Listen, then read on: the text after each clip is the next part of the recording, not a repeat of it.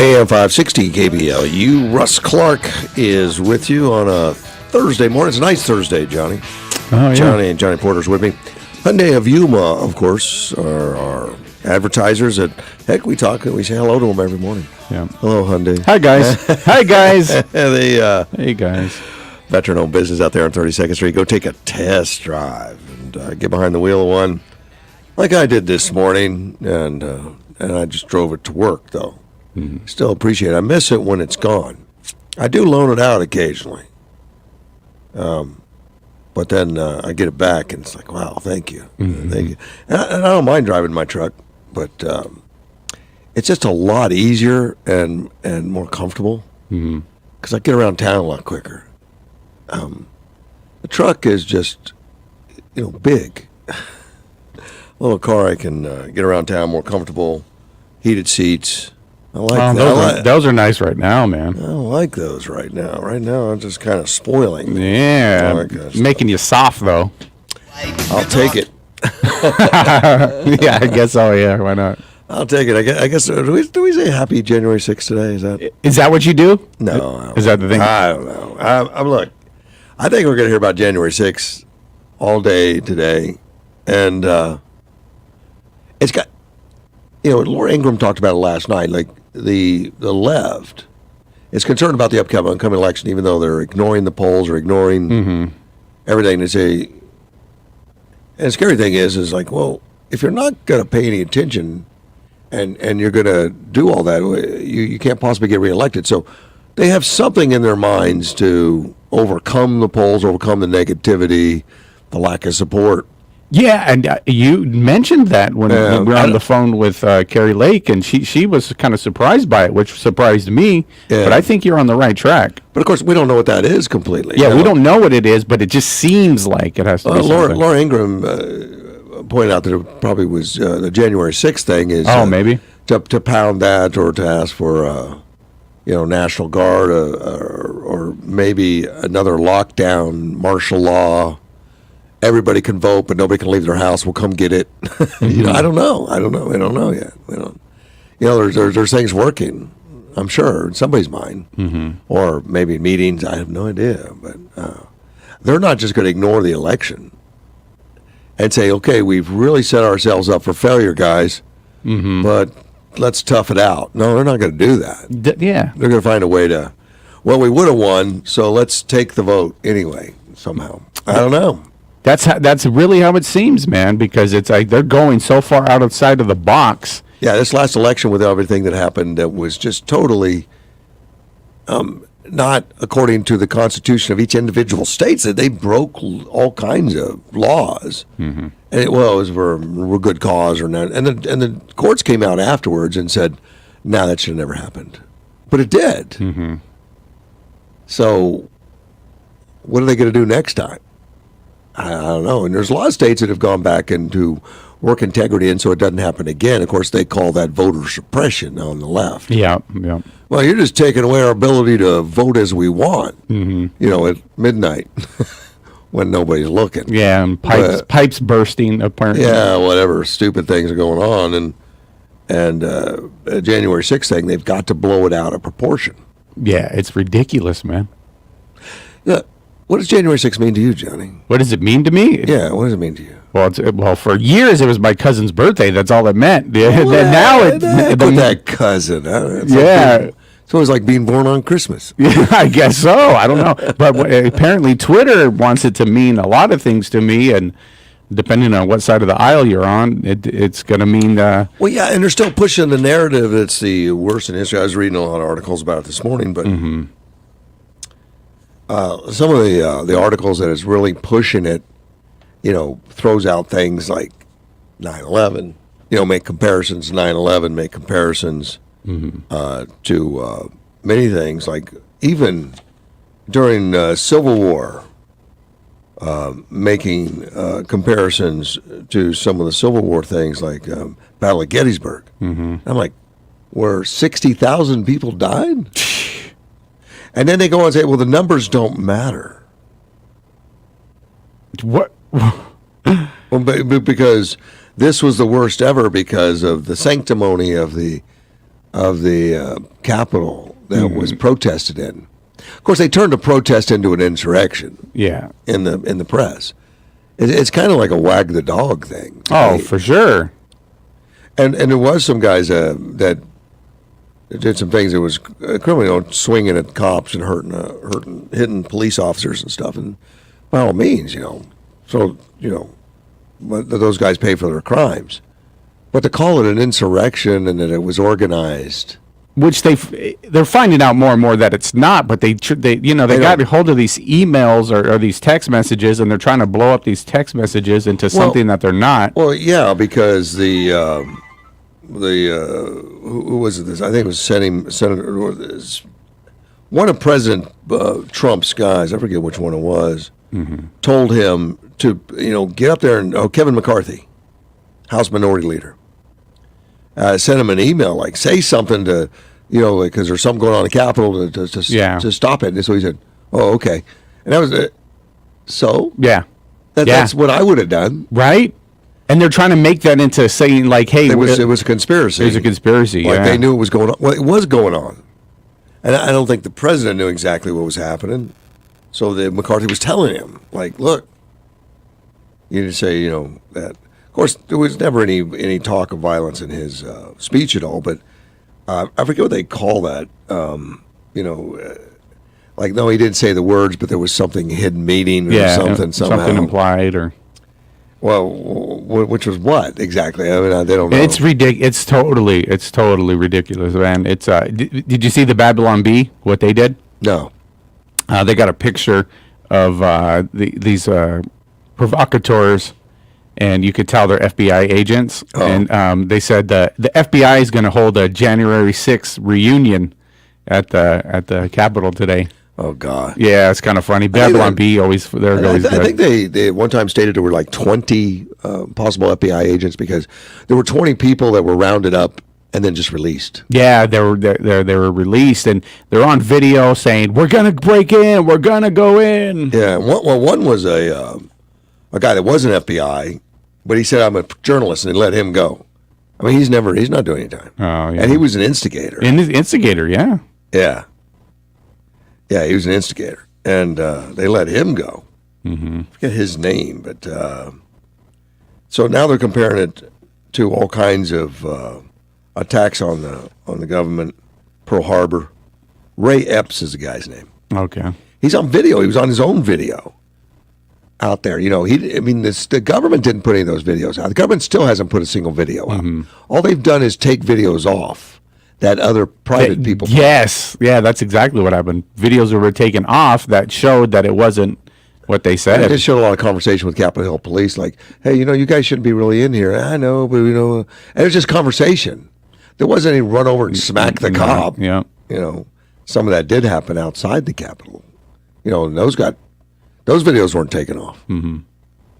Just the velvet rope insurrection part where they were just inside being polite. But even this one that's trying to demonstrate how terrible it is, saying, there were windows broken. Yeah, it was a stupid protest, And I don't know who broke the windows. I don't even know if the FBI agents did that. Yeah, we don't know. We have no idea. There's just enough. But there's video of it. They could show us the video. They could, but they need to keep it as murky and as muddy and cloudy as possible for as long as possible. And here's what I hope for: 2022, or this year, election. If the Republicans win, and by all the poll numbers and by all the history of these kinds of things, the Republicans should win big. Yeah, they should win big. And the Republicans are saying that. Newt Gingrich, people are saying that this is what's going to happen. Which is scaring me because the Dems aren't doing anything. But do you feel good about it? You don't feel good about it. No, I don't. Because I don't know what's up the sleeve of the Democrats because this last election wasn't done according to the rules. Mm-hmm. And that makes it all suspect. I mean, half the people in the country don't believe it was a fair election. Mm-hmm. And I think they want to do more of the same. In fact, we know they do. They're pushing hard right now. They thought they were going to get this Build Back, bankrupt, Build Back. Yeah, better. There you go. I like that name. Through, they really did. And when it didn't, Schumer's back pushing the H1, the House Bill 1, which would change the voting to government controlled, centralized government, federally controlled, instead of what the Constitution has, which is state controlled elections. And they could do that and hijack the whole thing, make it all California, which means that harvesting is legal, legitimate. Anybody can knock on a door and say, "Give me your ballot, I'll take it in for you." Stick it in the trunk of their Chevy, and along with thousands of others. Yeah, and no controls at all, no chain of custody. Yeah, no chain of custody. So we know that's their plans. So rather than working on winning back the hearts and the minds of the people, they're just trying to win back a voting strategy. That should concern us all. Yes, it should. They don't want to earn your vote; they want to control the vote. And make it to where, you have to show an ID to get into the DNC or to get welfare or to get any government program, but no ID to vote. No ID to vote. That's nuts. That's nuts because that takes away any integrity. It takes away anything. But that seems to be their only focus right now is that we got to win, so let's change the voting. Let's change all the rules. Yeah. We do best when there are no rules. I don't think the average person even comes close to wanting that. In fact, poll numbers show that they don't want that. But I don't think they seem to care. They're going to try to force that through for self-preservation of their political scheme. I'm glad we're talking about it because not enough people are talking about it. Let's take a phone call. You're on the air. Good morning, gentlemen. How is everybody today? We're doing well, George. Good morning. Hey, I'm going to follow up on what you were just talking about. January 6th and the supposed insurrection.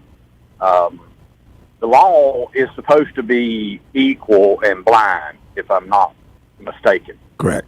And so a federal building is a federal building is a federal building. It doesn't matter if it's the White House, the Capitol, the Supreme Court, or any federal court building. It's anywhere in the United States. Am I correct? Yes, there should not be any emotional attachment. It's just a building. Correct. So all these riots in Portland and other cities around the country, D.C., Atlanta, where all these federal buildings were attacked by Antifa and BLM. Fires were set, people were hurt, federal and state officers injured by a laser in the eyes and things like this. Yes, all those people have been released without prejudice. By and large, yeah, many. Yeah. By and large, I'm going to say 95 to 98%. Yeah. But yet now they're going to claim that folks that are walking behind the velvet ropes are going to be an insurrectionist. Correct. And they're going to claim that the Congress was in danger when any of the supposedly important ones had already been whisked away and was across the street in another building. Well, some of them knew the insurrection was coming. They broadcast, tweeted. AOC said she knew it. That's why she was blocks away. Yeah. And she'd known it for a week. Why haven't we had her testify? How can she tweet that? They're not going to. Yeah, I know. Yeah, where'd she get her intel from? Right. Nancy. Yeah, exactly. Yeah. Exactly. And all of this is so arbitrary and so it stinks to high heaven. It does. And did you know there's been like 60 or 70 people that have pleaded guilty in the insurrection? Did you know that? Yeah, I've been kind of keeping up with it because did you know what they plead? It kind of is important. You know regardless of what other people may think. Do you know what they plead guilty to? Do you understand what they plead guilty to? Well, misdemeanor trespass and the thing, yeah. and then interrupting an official proceeding. That's it. Yeah, and minor things, and they make it sound like they're going to prison for years and years. But and they shouldn't be going to prison at all. Merrick Garland, when he was asked about the people in Portland that didn't get arrested for attacking the Capitol building there or their federal courthouse, was because they did it at nighttime. Yeah, at nighttime. And the difference being is there was no proceedings going on. So Yeah, well, so if it, you're gonna, it makes no difference by the law. but they were trying to firebomb it. They were trying to burn it down. But it doesn't matter. Exactly, But exactly. it doesn't matter. There weren't any proceedings So going on, that- so it's okay. So that just shows me that there's people in the federal government, and we all know this, that, are absolutely applying the laws not equally but arbitrarily.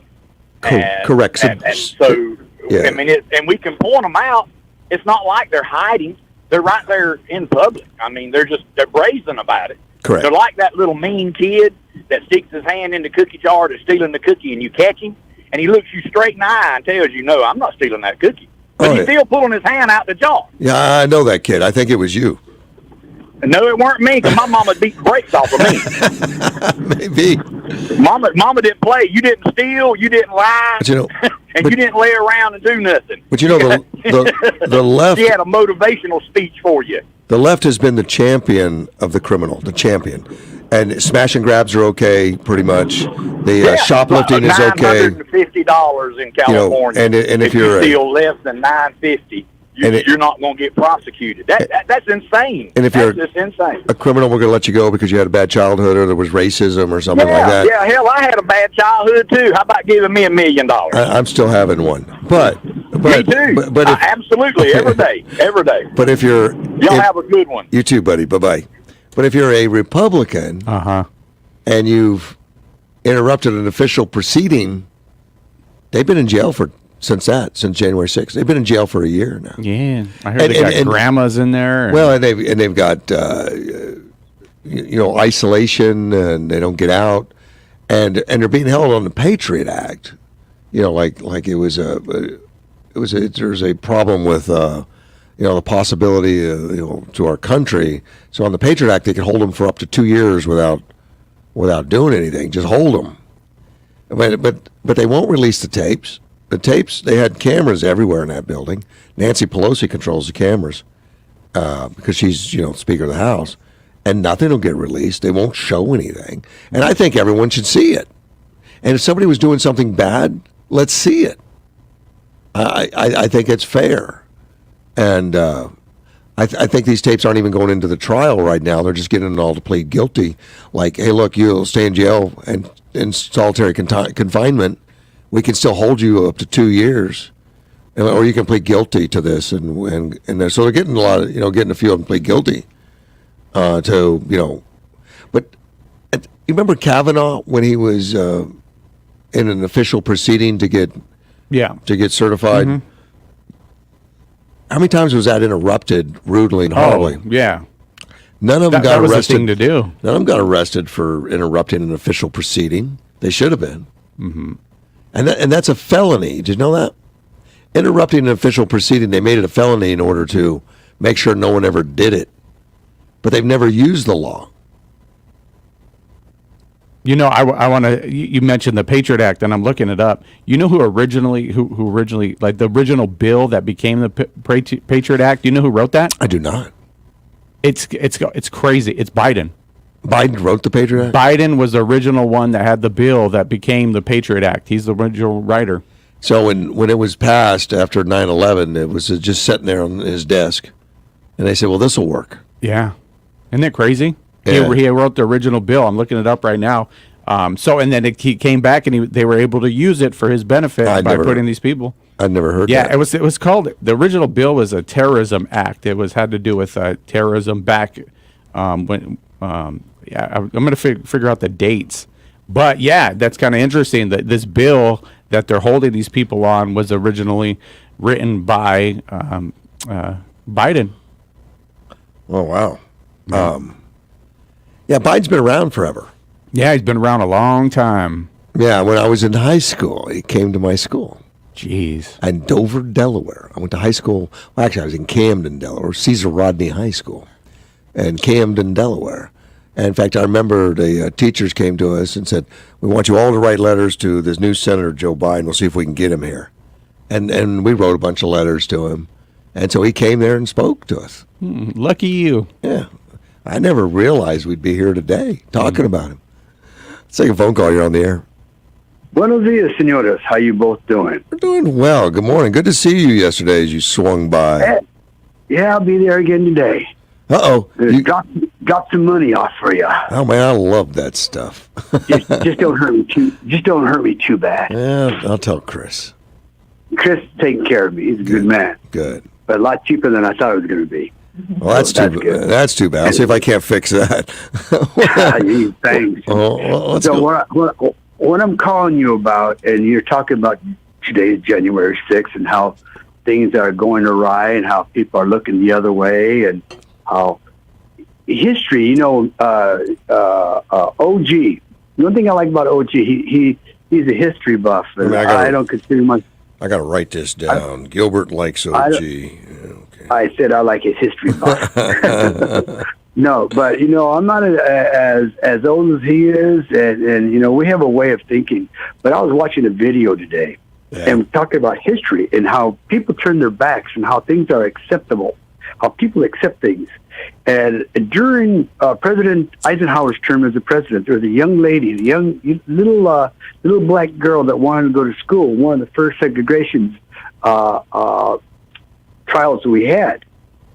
And she had to be picked up by the U.S. Marshals to go to school.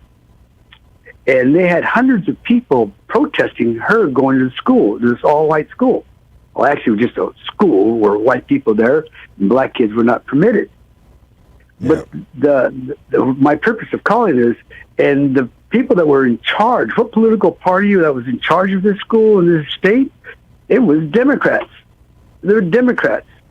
And they were getting away with their BS out front publicly. In front of America, they were spewing hate with words. Yeah. The kids were not, she was not allowed to be in a classroom. This one white teacher hired her for a sixth grade class. This is how young this lady was. And her only student was that black girl. And for that teacher to take that position of teaching her, she was threatened. And that was acceptable.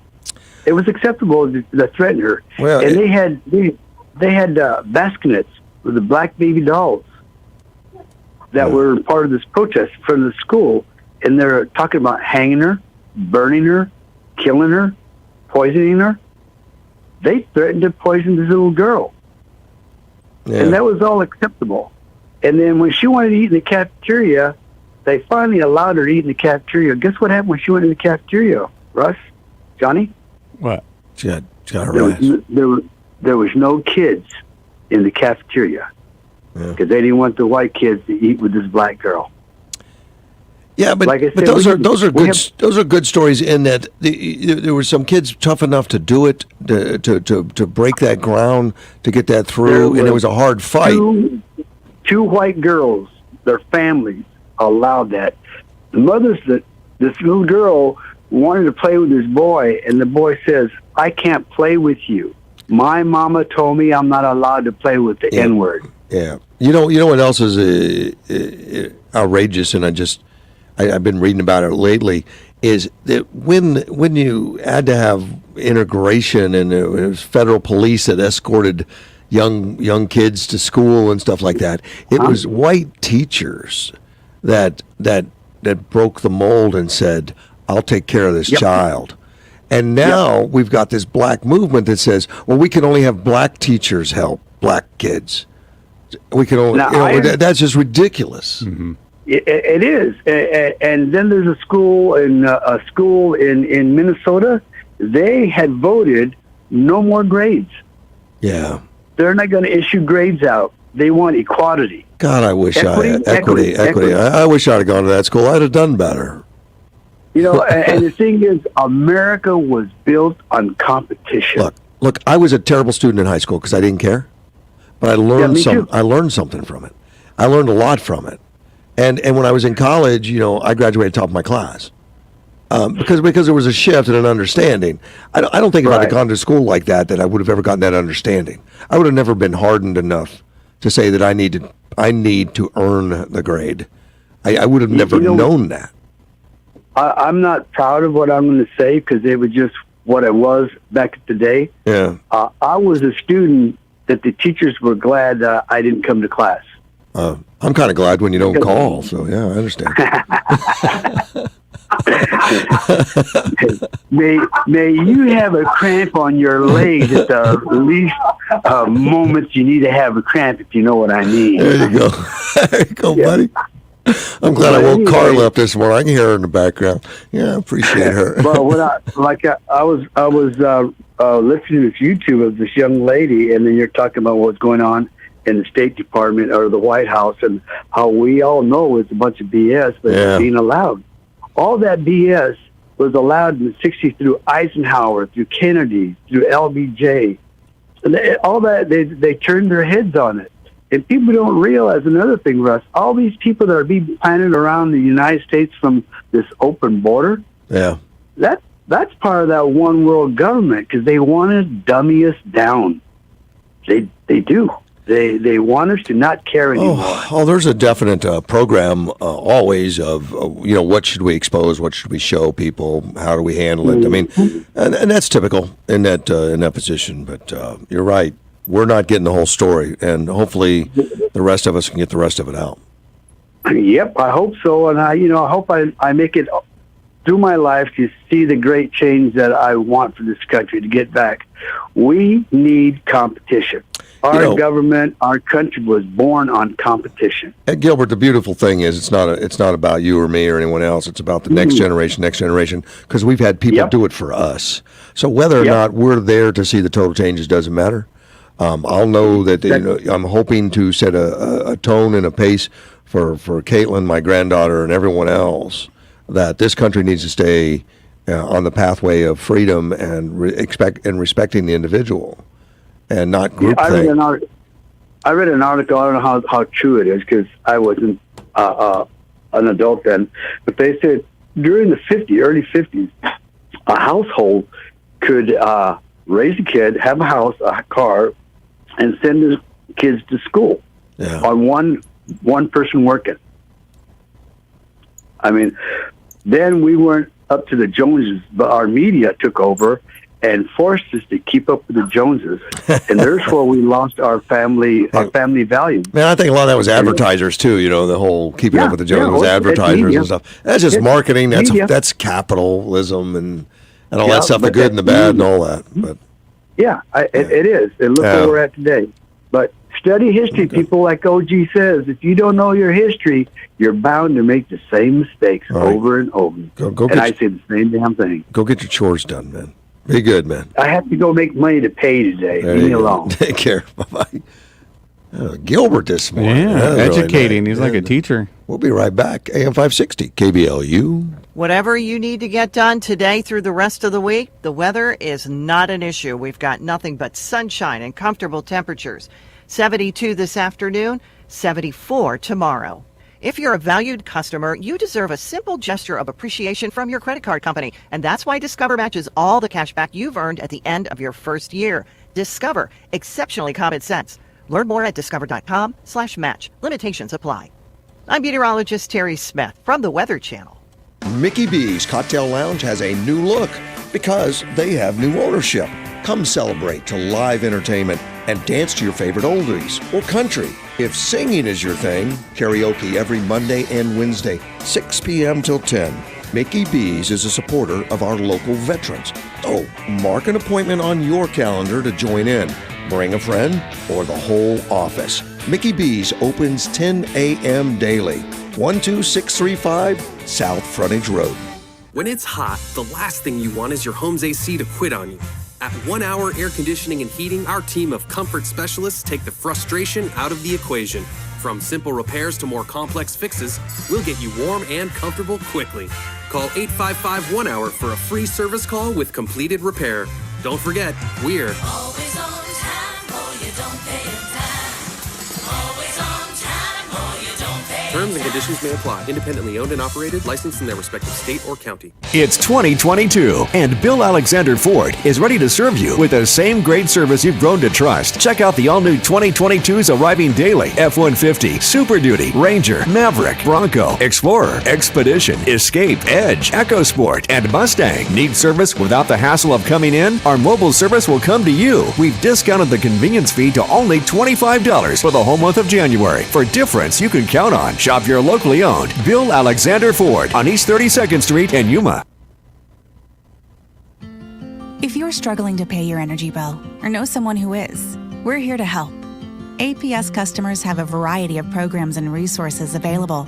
Find bill assistance to reduce your monthly payment or help pay down the bill. Short-term relief, like crisis bill assistance, can help during a rough patch, while our energy support program reduces your bill every month. Explore all your bill assistance resources and see if you qualify at aps.com/here to help. Hi, I'm Russell McLeod with Accurate Automotive Attention. Come in and see for yourself why your friends and neighbors once again voted Accurate Automotive as Yuma's best auto repair shop. We are Yuma's only AAA approved auto repair company, and with a 3-year, 36,000-mile warranty, excellent customer service, repairs done right the first time, and our satisfaction guarantee, you are sure to be pleased with our service. Accurate Automotive has set the standard for excellent service for over 52 years, and we are proud to be your dealership and quick lube alternative. Now, the most electrifying, explosive, and mesmerizing musical force in North America returns to San Diego. Garth Brooks. Saturday, March 5th, 7 p.m. First time ever at Petco Park. Rain or shine. On sale Friday, January 14th, 10 a.m. $94.95, all inclusive. Buy only at Ticketmaster.com/Garth Brooks. Garth Brooks. Petco Park. On sale Friday, January 14th, 10 a.m. sharp. Presented by Amazon Music.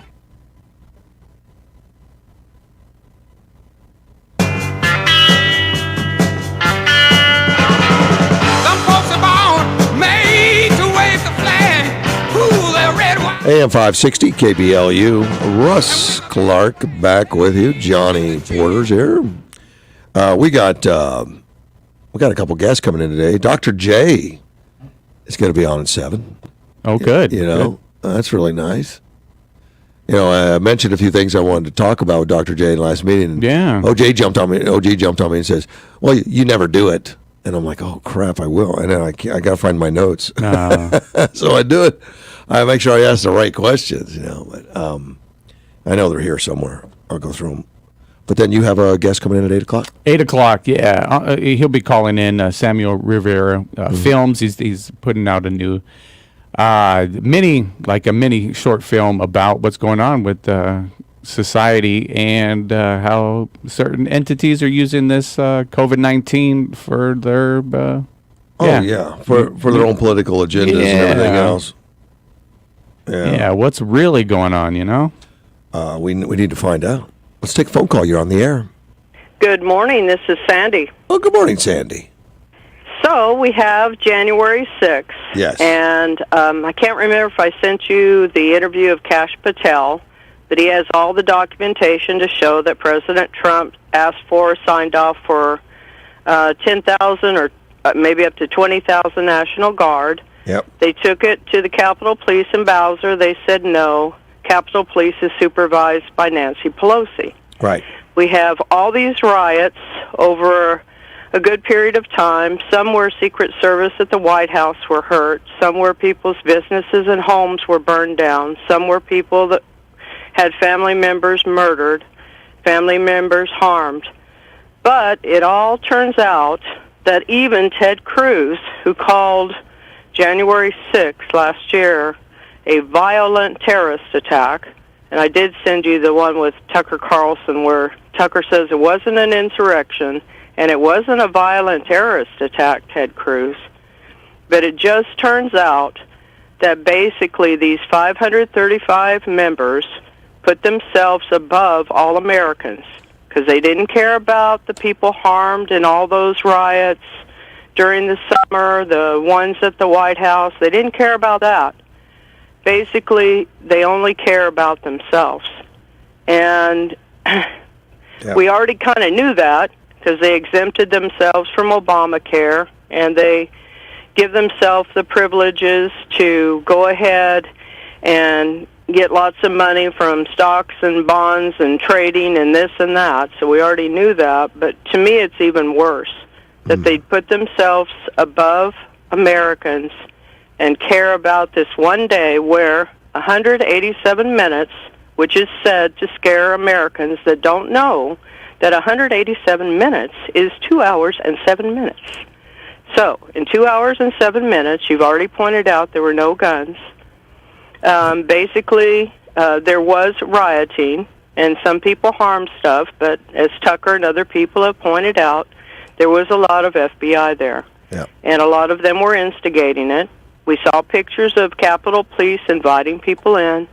We've also seen some pictures where Capitol Police were taking their batons and beating the hell out of some women. And Whoa. besides Ashley Babbitt, who was basically murdered by Michael Byrd, Right. probably at the direction of Lindsey Graham and some others, which is sickening to me. Another lady ended up dying. You know, some people were in tight areas where pepper spray, and I guess it's a real strong pepper spray, was being sprayed.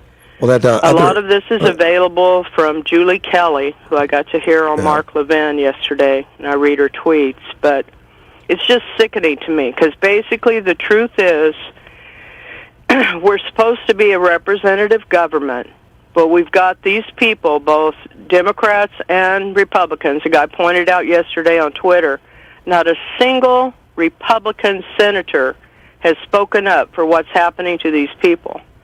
And when Merrick Garland stands up there and says, whether you were there or not, we're coming after you. And I'm going like, holy crap. That's his only day. Merrick Garland is just much worse than I ever would have thought. And Correct. And Dean called me the other day and sent me some stuff on that other lady that died.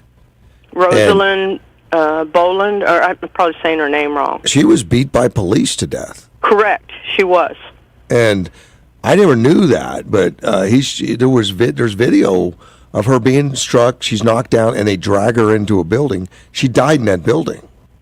Right.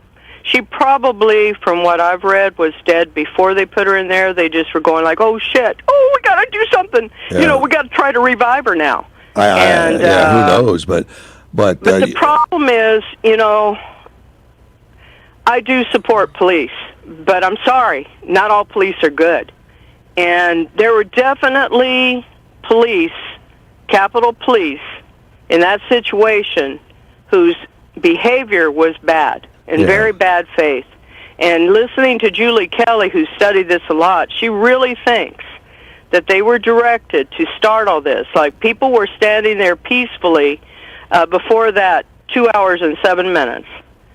And all of a sudden, they had these flashbangs and other stuff thrown at them, and they're going like, "What? You know, like we're being attacked, looking around." Oh yeah, and tear gas. She really thinks they were directed to start it, and the FBI people that were there too. Well, that's why I'd like that investigation to go ahead and look into all the stuff coming out of the Capitol and Nancy Pelosi and all the other stuff.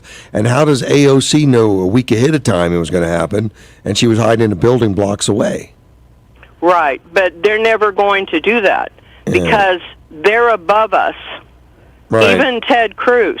So even, the sickening part to me is the corruption that is just ripe in our government. And I've talked, I've learned it recently, which makes me real angry, I'm with that you. I could be so stupid. But all the corruption in the FBI, the DOJ, in Congress, in the Senate, not to even respect the loss of life of people, except, oh my God, but none of them were harmed.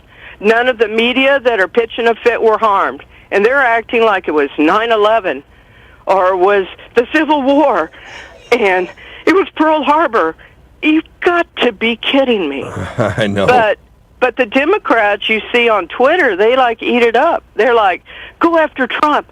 Yeah, we want Merrick Garland to take Mueller's report and go after Trump. And I'm telling you, we got a lot of sick Americans in this country.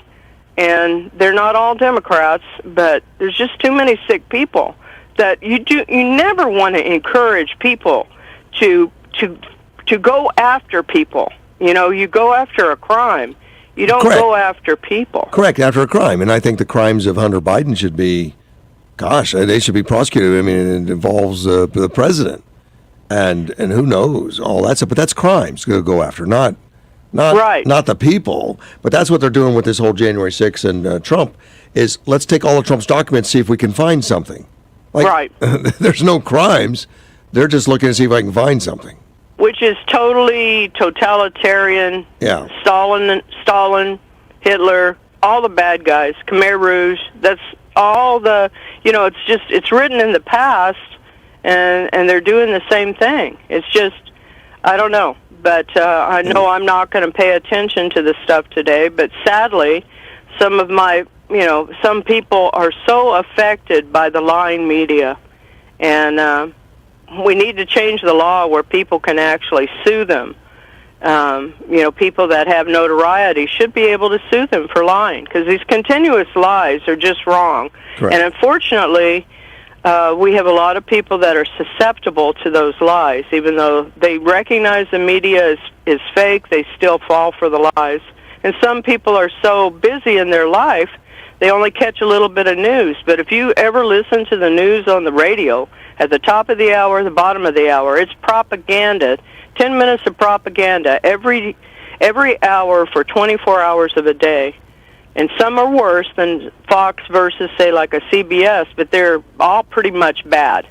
And then if you watch TV, if you could just stay away from the 30 an hour of news, just stay away from it, you would be a whole lot safer. Yeah, I agree. I think one of our founders said people are actually better off and no more if they don't read the newspaper, because that's what they had at that time, was the newspaper, which was the propaganda sheet at that time. Appreciate it, Sandy. Thank you. No problem. Have a good day. Bye-bye. Bye. We'll be right back. AM 560 KBLU. Spectrum Mobile is reinventing wireless again. Get unlimited on 2+ lines for $29.99 a month per line. No contracts, no added taxes or fees. Includes nationwide 5G. Save up to 60% with Spectrum Mobile. Get unlimited on 2+ lines for $29.99 a month. Call 855-438-2999 or visit a store near you. Offer valid for new customers on 2+ unlimited lines. Spectrum Internet required. Savings based on 2-line comparison of unlimited plans among major national carriers as of 9/20/21. Prepaid excluded. Restrictions apply. More than 1 in 3 people will face cancer in their lifetime. Unfortunately, fear can stop you from getting your cancer screening, but it won't stop cancer. Early detection can save your life. Don't wait for symptoms to appear to act. Cancer screening is safe, effective, and accessible for everyone, including free or low-cost screening programs. Go to cancerscreeninfo.com right now for free screening resources and recommendations from the American Cancer Society. Don't wait. Early detection can save your life. Go to cancerscreeninfo.com today. cancerscreeninfo.com. Puerto Rico is the new go-to destination for investment opportunities, and Impeller is the new online tool that connects investors with innovative projects seeking capital on the island. Impeller takes the guesswork out of investing in Puerto Rico, surfacing the insights you need to make informed decisions and empower your investment portfolio. Visit investpr.org/impeller and set up your account today to see what the island has to offer. Impeller, your hub for investment opportunities in Puerto Rico. Powered by Invest Puerto Rico. Something happening here, but what it is ain't exactly clear. AM 560 KBLU.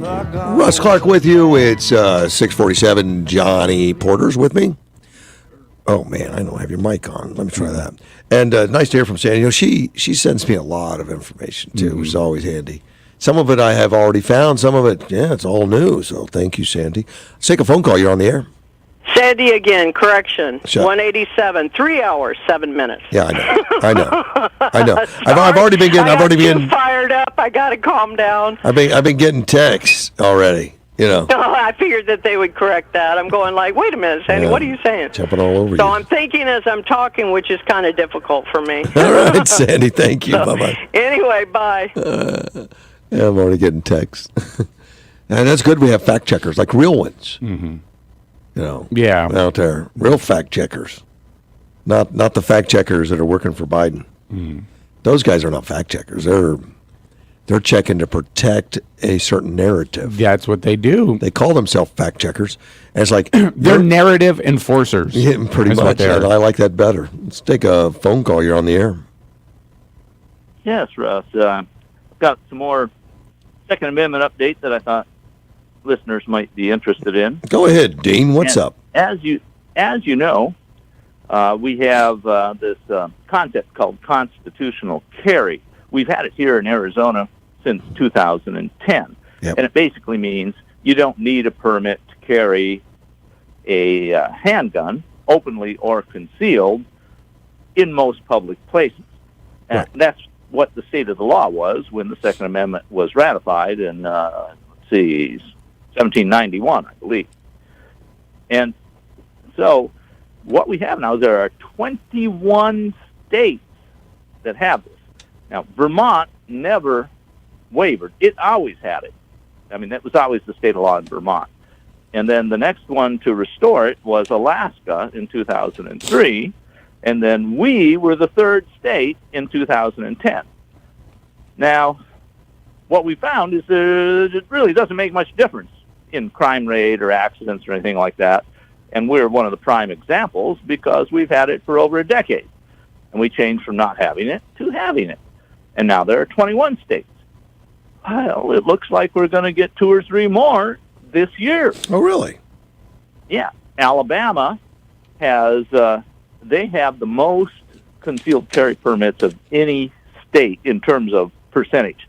Almost 1/3 of the adults in Alabama have a concealed carry permit.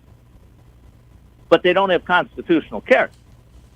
And the reason is those permits are issued by the county sheriffs, and the county sheriffs get the money from those permits as independent money that they don't really have to account or ask anybody else's permission on how to spend it. Wow, I like that program if you're a sheriff. Yeah, I mean, it's like, here's this money, and it's ours, and we get to spend it the way we want to. Now, they can't just, buy new Cadillacs for their mistress. I mean, that's not allowed. But they can pretty much spend it any way that's legal. I mean, that's, not a violation of ethics. And so they've been adamant in opposing constitutional carry that. Still, it has passed the Senate in Alabama a couple of times. And they just had a caucus there in Alabama and the Republicans hold like 74%, 75% of the seats in the House.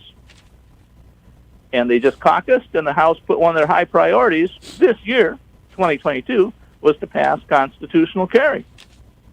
Good for them. So it's looking pretty good there. And then the other thing was that in Alabama, they now are kind of bordered by states. Mississippi has constitutional carry, and Texas passed it this last year in 2021. So it's getting harder and harder to find an excuse not to do it. So in addition to Alabama looking pretty good, Ohio has passed it, a constitutional carry law, through both the House and then a different one in the Senate. The Senate bill looks most likely to go. I've talked to the author of that bill, and an article has just got published on AmmoLand about it a couple days ago. And he's very positive. I mean, he's not guaranteeing it will pass, but he thinks it has a good chance. And I have some other sources, I should say, who've been intimately involved in the process, and they're very positive, too. I mean, they're not willing to commit to say it's a done deal. That's a good thing. So I'm disappointed with Trump, though, is that he was going to get that carry permit, the concealed carry permit, to be federalized, to where you could go state to state like you do with a driver's license. When you have Paul Ryan adamantly opposed to it because we don't want Trump to pass anything, it's hard to get it through the House. Yeah, that's what happened. It's unfortunate. You have a concealed weapon permit, but it's not good in California. And that's scary. Well, and we have, that may even change because we've got the Supreme Court decision that should be rendered in by the end of June on the New York case about carry outside the home. And that could, if it happens the way I suspect it might, just say you cannot just blankly ban the carry outside the home, or you can't do it with just discretionary decisions by public officials. Yeah. In other words, I don't like the way you're doing things, or you didn't donate to the right political cause. Yeah, that can happen. We're not going to give you a permit. So that we'll see what happens in that. And then the third state that looks good besides Ohio and Alabama is Indiana. They passed a constitutional carry bill last year with a 2/3 vote in the House, and then the Republican leadership killed it in the Senate. They had one of the senators was leaving. They were retiring or just not going to run again, and they headed the committee that the bill went to, and she simply just didn't allow it to come up for a vote. Well, things like that don't happen unless the leadership wants it to happen. Yeah. So they just introduced it, and so I think it's got an excellent chance in Indiana. So those three states are what I'd pick for the most likely to pass it this year, and that would bring the number of states up to 24. And, of course, we could go one or two one way or the other. I'd say we're probably going to get at least 2 more states, and we might get as many as 5. The more the merrier. Yes, indeed. So I thought you'd be interested. Thank you, buddy. Bye-bye. Yeah. That was Dean. He keeps us informed on all these gun things. Mm-hmm. That's good. Somebody did bring up. What? The Missouri couple that had their guns taken away? Yeah. Now, they pleaded guilty to some lesser charges. I don't know. Something that, just to get it thrown out, just to get it taken care of. They said, okay, we'll do that. And they pleaded guilty. And they kept the guns, which is ridiculous because the guns were never it wasn't the charges they pleaded guilty to, was anything to get the guns confiscated. But now they're trying to get the guns back. Oh, the couple's trying to get the guns back. Well, apparently in Missouri, where they normally, once they confiscate a gun and the trial's over, they destroy them. Mm-hmm. They're not destroyed. They're still sitting there. And they said, oh, shoot, we want them back. So there's a lawsuit now where they brought up, with the court, so we want our guns back, and there's a lawyer helping them. And also in this Mccloskey guy that had it taken from him, he's now running for U.S. Senate too. Oh, really? Yeah, he's a Democrat. Yeah, well, I don't know if he's running as a Democrat. No, I don't know. Yeah, I know he's a Democrat though. It just says here, Mark Mccloskey is running for U.S. Senate as a Republican. Oh, he's flipped. He's running it. Well, wouldn't you? Well, it depends. It's like some of these people are so blind, they kind of double down on it, but I don't know. He's running as a Republican. Wow. See, he sued St. Louis and the sheriff to get his guns back. At first he knew he was going to give them up. He said, no big deal, I got another one. He was just glad to get that thing out of the way. It would have cost him too much money in legal fees to go through that thing of being unjustly prosecuted. And that's what made him decide to go run for Congress, too. Interesting. Yeah, well, he has some fame. He has some notoriety. Well, that thing changed his life. I think he said, wait a minute, our government's out of control. Mm-hmm. When his private community gets, invaded, and he goes out on the front porch of his house to protect it with his gun. And he gets arrested, and not the protesters. What a world, right? What a world that would happen. Yep. He didn't shoot anybody. No. Now, she did look like she was waving it around a little carelessly, but she looked like she never handled a gun. Yeah, but yeah, but that doesn't mean that you get prosecuted and your guns taken away. Well, he was on his front porch in fear for his life. Well, it could be fear for his life. He didn't know what's going on. Like, that's a strange situation, and that you want to protect your property when a strange situation is going down. It's not a public road. It is a private property. Yeah. With gates and things, and they forced their way in. Mm-hmm. So yeah, it was kind of a weird case to me. Like, they handled the guns like they didn't know what they were doing, but should they have been arrested? Nope. I don't think so. I'm going to call Dr. J here in a few minutes. Okay. And we're going to talk more about the COVID, the Omicron, the spreading of it, the monoclonal antibodies, as well as the Israel taking the 4th vaccine. And they're very proud of the fact that, look, when you take the 4th vaccine, you get a whole bunch more white blood cells. That's the part that, I said, I'm going to ask Dr. J about. And OG says, you never do. I said, all right, buddy. Thanks for calling. But I think he was the one that said something about it being the definition of leukemia. Then we'll start attacking our own bodies. Mm-hmm. I want to talk more about that. We'll be back after this with Dr. J, so hold on. It'll be an interesting talk. Always is with him. I'm looking forward to it, man. I mean, that's a guy, there's a lot of people out there talking about the virus, talking about COVID, talking about vaccine. They don't know an electron microscope. Dr. J does. We'll be right back. AM 560, KBLU. From the 1 Hour Air Conditioning and Heating Studio, this is News Talk 560 KBLU, Yuma.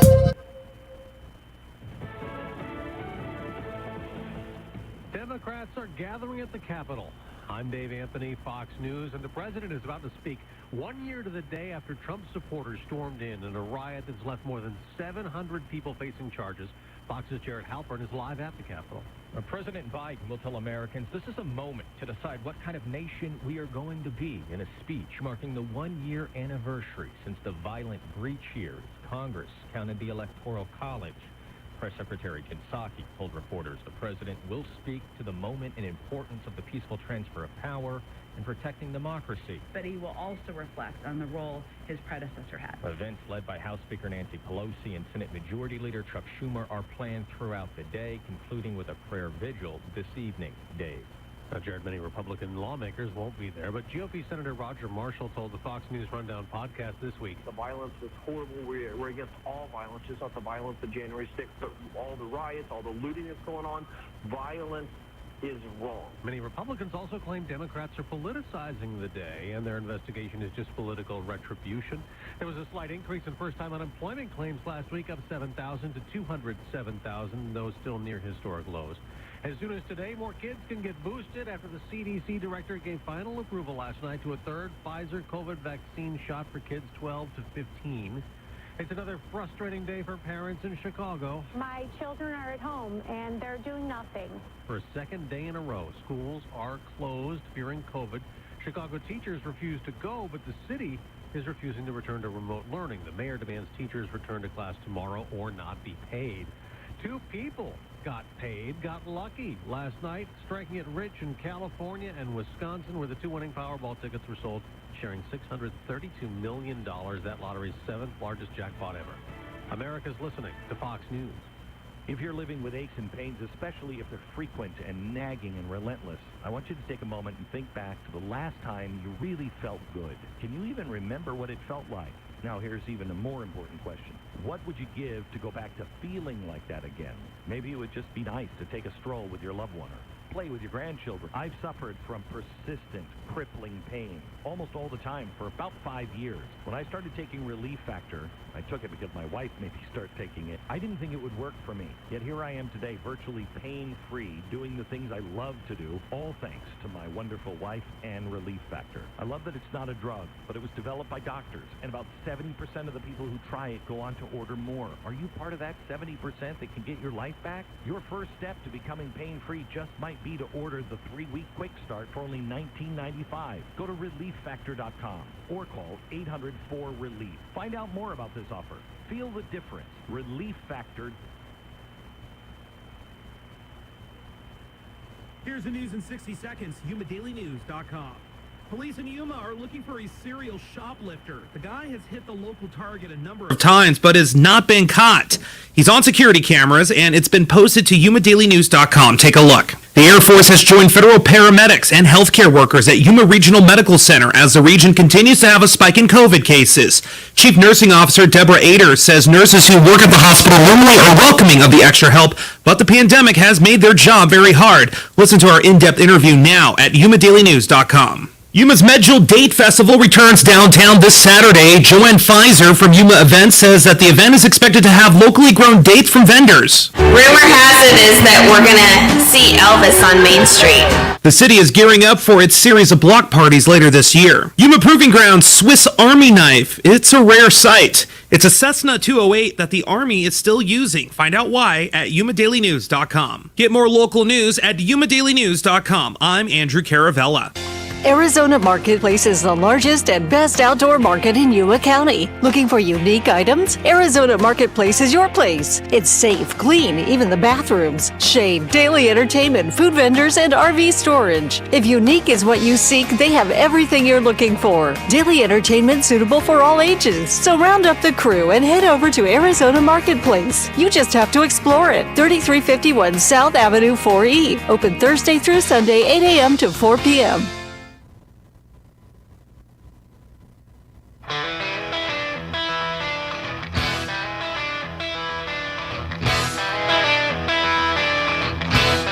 AM 560 KBLU. Russ Clark with you. Johnny is in studio. Good morning, Russ. And we've got Dr. Wait a minute. Did you hang up on him? That's quite possible. How is that possible? I don't know. Did I hang up on Dr. J? Let me try that again. Man. It happens. It happens.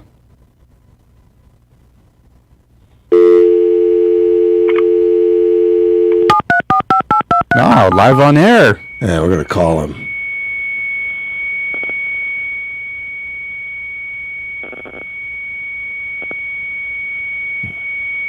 I had him. I was talking to him. Hello? Hey, Dr. J, how are you? Doing well. How about yourself? Sorry about that. I got the call dropped. Oh, okay. I thought it was me. You know, it's me. I'm famous for hanging up on people. Ask George sometime. I got the new phone in there. I didn't know what to do. I wasn't handling it properly.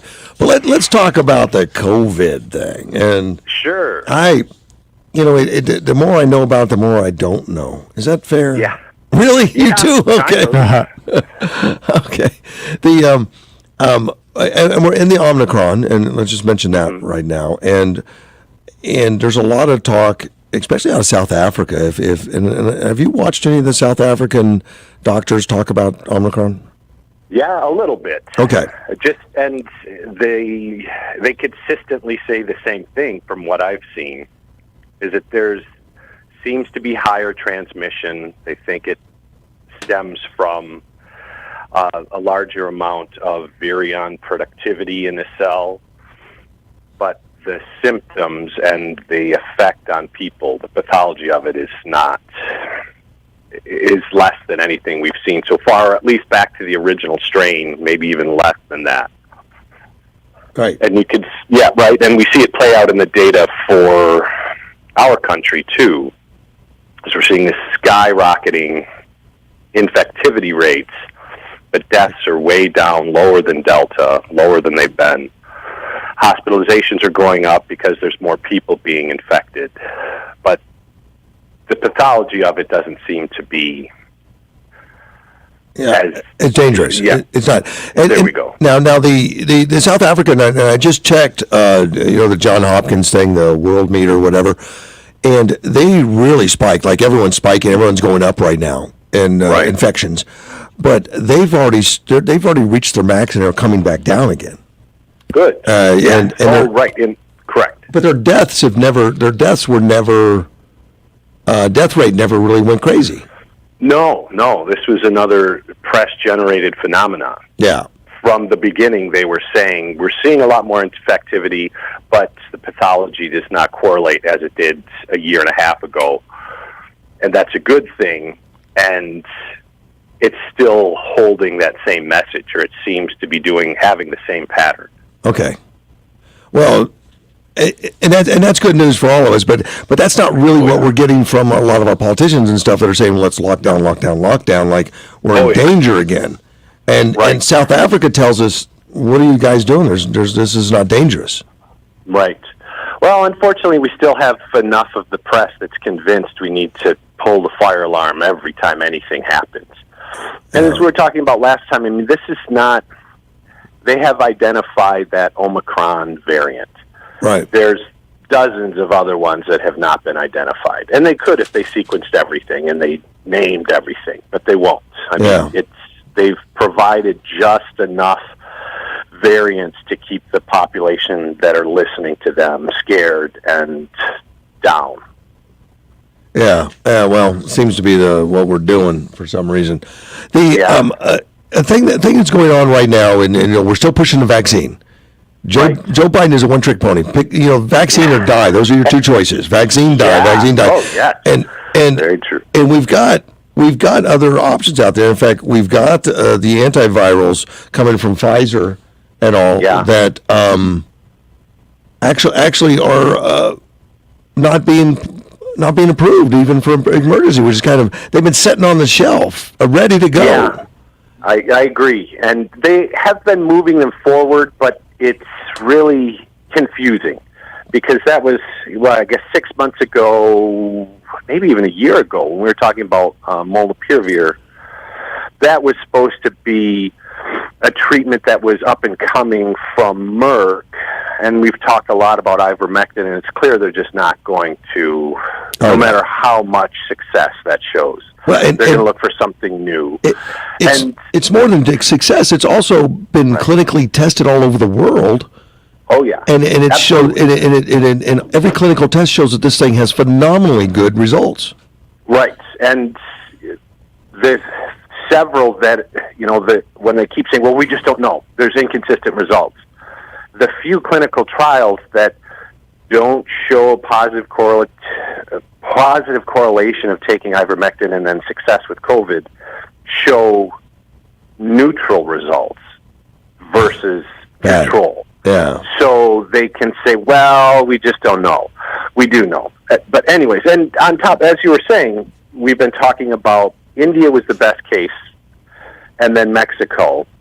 We can now add Peru and Japan to those lists who have used ivermectin, and it's consistent. The infectivity drops, hospitalizations drops, and deaths drops, and that's it. Well, and it's anyways. India's having great results still. They peaked. I mean, they shot up like crazy, and all of a sudden, boom! It came right back down again when they introduced the ivermectin. Right, and the two states that refused to do it, they're still on fire. Yeah, I mean, they just see the results in their face, but they refuse. And then, as you were saying, right after India had the success with using ivermectin, our president met with Modi and asked, after that, there were very little press releases about the success of ivermectin. And nobody knows what exactly happened during this conversation between those two leaders. But it was very convenient that there was starting to be this buzz in the scientific community, and then our president met with theirs, and it just stopped. So yeah. Well, other than ivermectin, now other antivirals. Now, there's been antivirals out there for a long time for the flu. Yeah, I've never taken one, but I know they existed. Is theraflu an antiviral? Well, I guess technically it can work that way. That's more treating symptoms. Okay, but there are antivirals, but those are prescription. Yes. Yeah. Okay. The ones that would really work for this type of an RNA-dependent virus would need to be gotten through the doctor. But there's some others that are not technically an antiviral, but they're showing efficacy for treating COVID, especially in the early stages, if you think you're just getting it. So they Joe Rogan did interviews with Robert Malone and Peter McCullough over the last couple of weeks, and that's kind of causing some buzz. And we can get into that. But one of the things that McCullough brought up that was very interesting is using famotidine and celecoxib for treating it. So this would be Pepcid over-the-counter and Celebrex, which had kind of a bad name. So that's an NSAID. It's a analgesic, pain reliever, celecoxib. But What's the brand name so we would recognize it? Celebrex. Celebrex, okay. Celebrex. It got about 20 years ago. It got a lot of bad press. There was some problems with people who have heart conditions and renal failure. You definitely need the doctor's prescription for it, but it's available and off the radar is the big thing. Okay. People are having such a hard time getting ivermectin or hydroxychloroquine that, celecoxib is still, and it's actually, there's trials being used with those two as a combination to treat COVID specifically. And that was something that Peter McCullough brought up. And looking into it, it's pretty interesting because they're not, Pepcid is for GERD, so acid stomach, and then Celebrex is for pain relief. But they're finding that they are showing decreased hospitalization and symptoms for if it's taken early enough in the infection. So this seems like this could be something that people can get if they're concerned at all. If they're starting to show symptoms the day they get a fever, they start to have problems. But doctors everywhere are hesitant to prescribe anything other than the vaccine. Well, and that was two of the take-home messages that both of those doctors were talking about in these interviews that have been widely missed by all of the hit pieces done afterwards on these two, is that it was such a monolithic approach from the start when they saw that there was potential for vaccinating people to treat COVID in the very beginning of 2020. That was their whole mantra, and that's what it's remained, as you said in the beginning of this conversation. But several doctors and teams of doctors and clinical staff immediately thought, well, we need to treat this disease. We can't just wait for a vaccine to come out. And they started developing these different regimes. Right. And there's multiple ones now. And that was one thing that McCullough was saying that was great. As we've talked before about Pierre Corey and the FLCCC, the Frontline COVID Critical Care Alliance that formed in the middle of 2020, as ER docs, they recognized they're going to have to come up with a treatment plan, and they did. And then Dr. Corey went in front of Congress, and they just ignored him. And he has been a huge proponent for ivermectin since then.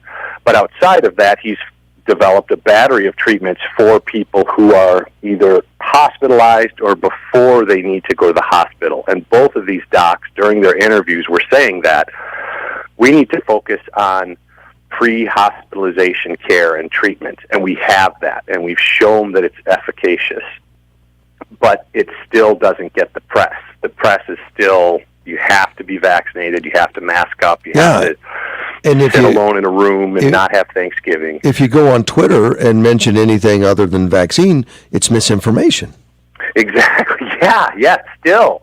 Even with these doctors, Yeah, even with more and more people in the scientific community coming towards treatment, early treatment, and with clinical staff developing different regimes and reinforcing the regimes they've come up with, the protocols that they've come up with. They're seeing that they work, and this is another thing that is helping with, it's not just the lower pathology of the Omicron variant. It's clinical staffs are better prepared now than they've ever been.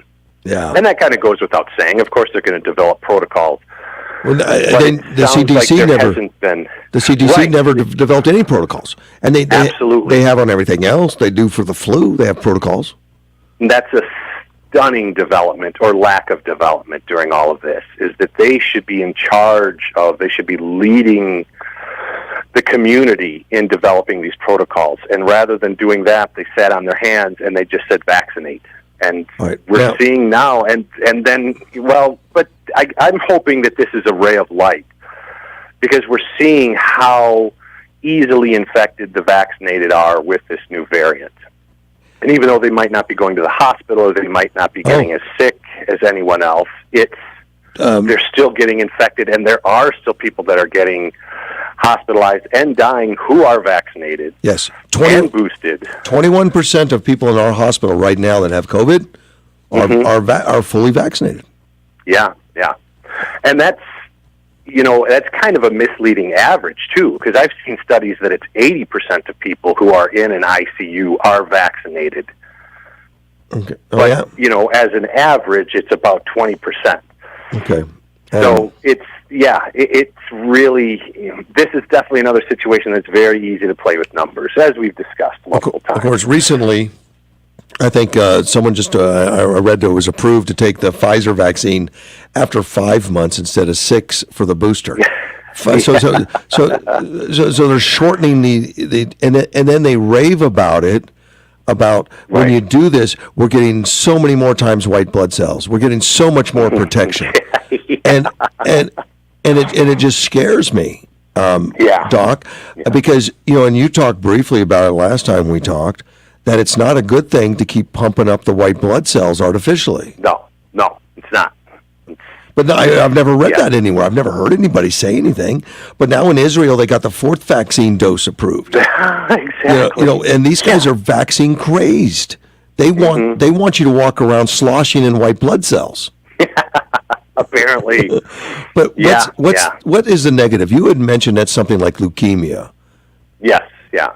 Well, it's an artificial leukemic state when you start forcing your system to elevate, but. And I'm going to get myself in trouble by making that relation. Nobody knows who you are. It's okay. Still just due diligence.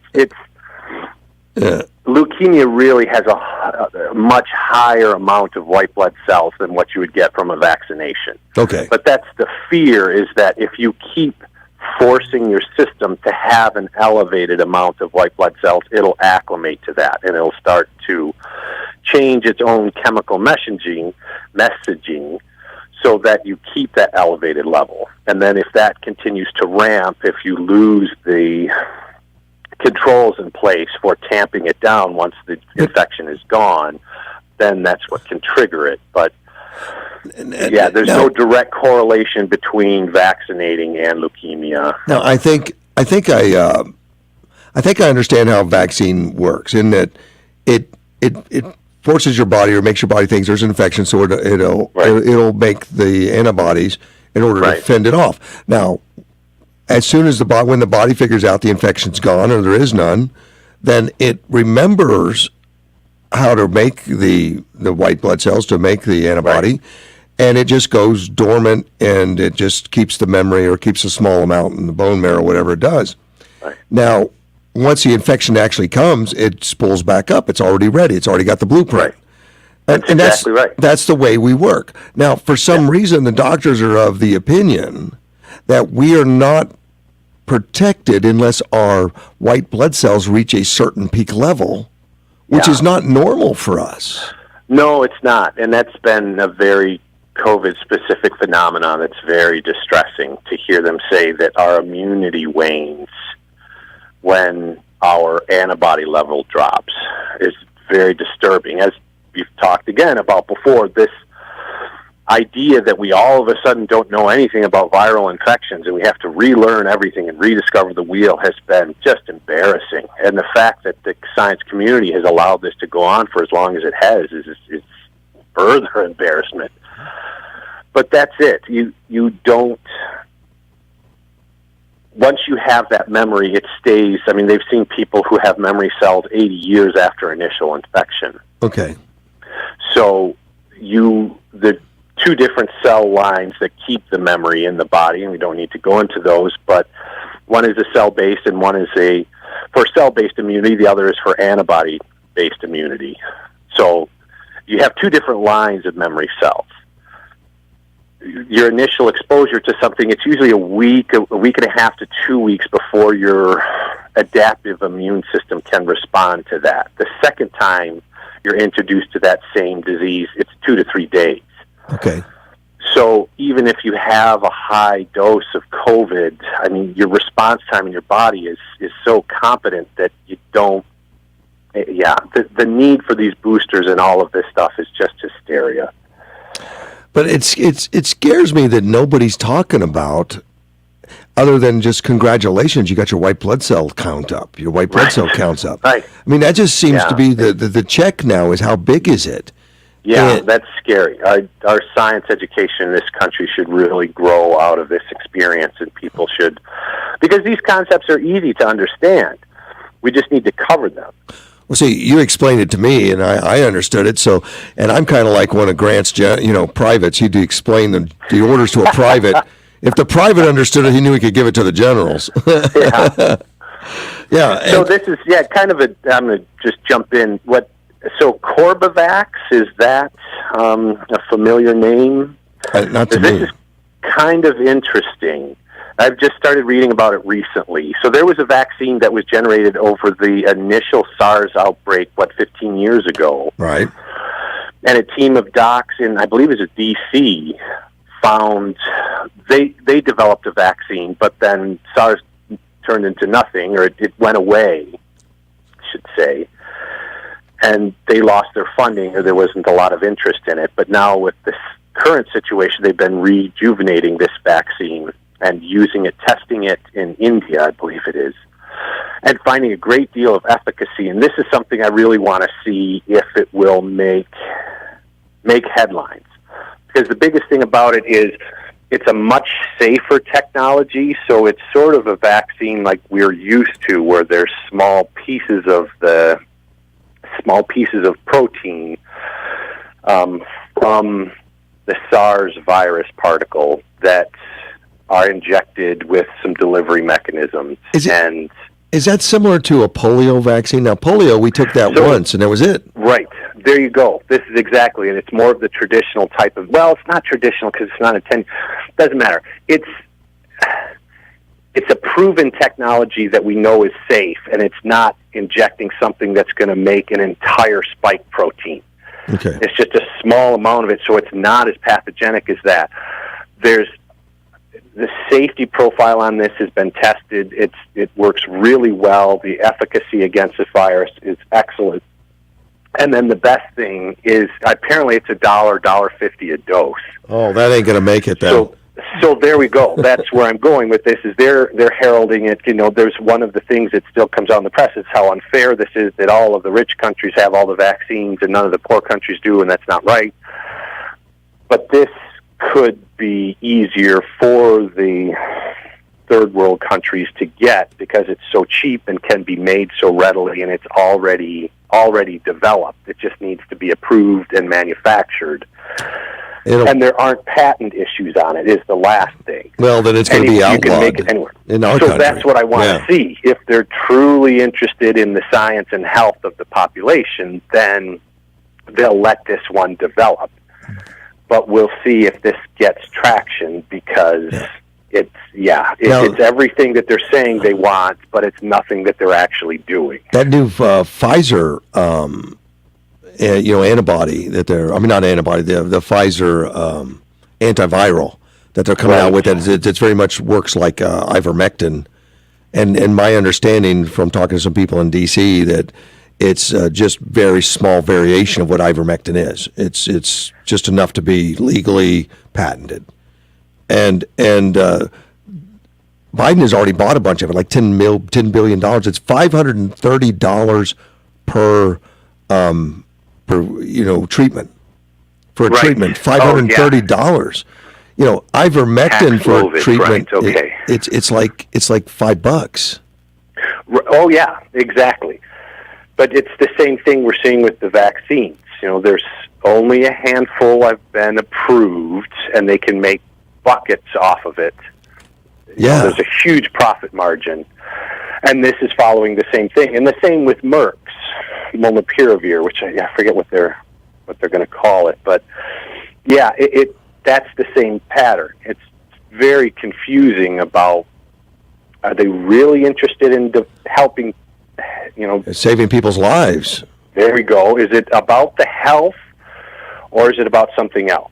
Well, and they haven't released it now. These two companies have had these ivermectin type medications ready to go. They've asked the FDA for emergency use, and they're being held up for some reason.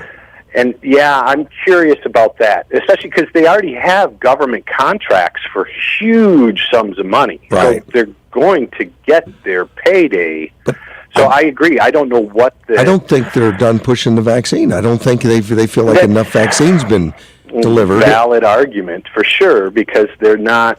Yeah, they clearly are still just going to beat that drum until the last person finally wakes up and realizes that it is a strategy for dealing with this disease, but it's not the only thing that works. Well, no, and we can see the results in other countries. There are no secrets anymore, but but I still run into doctors, I run into medical professionals that scoff at everything except the vaccine. I agree, but I've also met a lot of doctors who stop reading after they leave med school.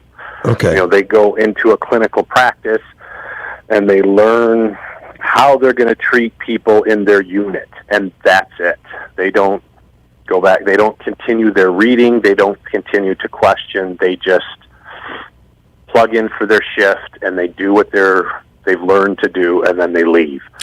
And that's their right to do it. But at the same time, it's clear that there's been so much that has evolved over the last 2 years, and most of it has been ignored. Another question on antivirals. Now, I know antivirals have been available for the flu, as we started to talk about.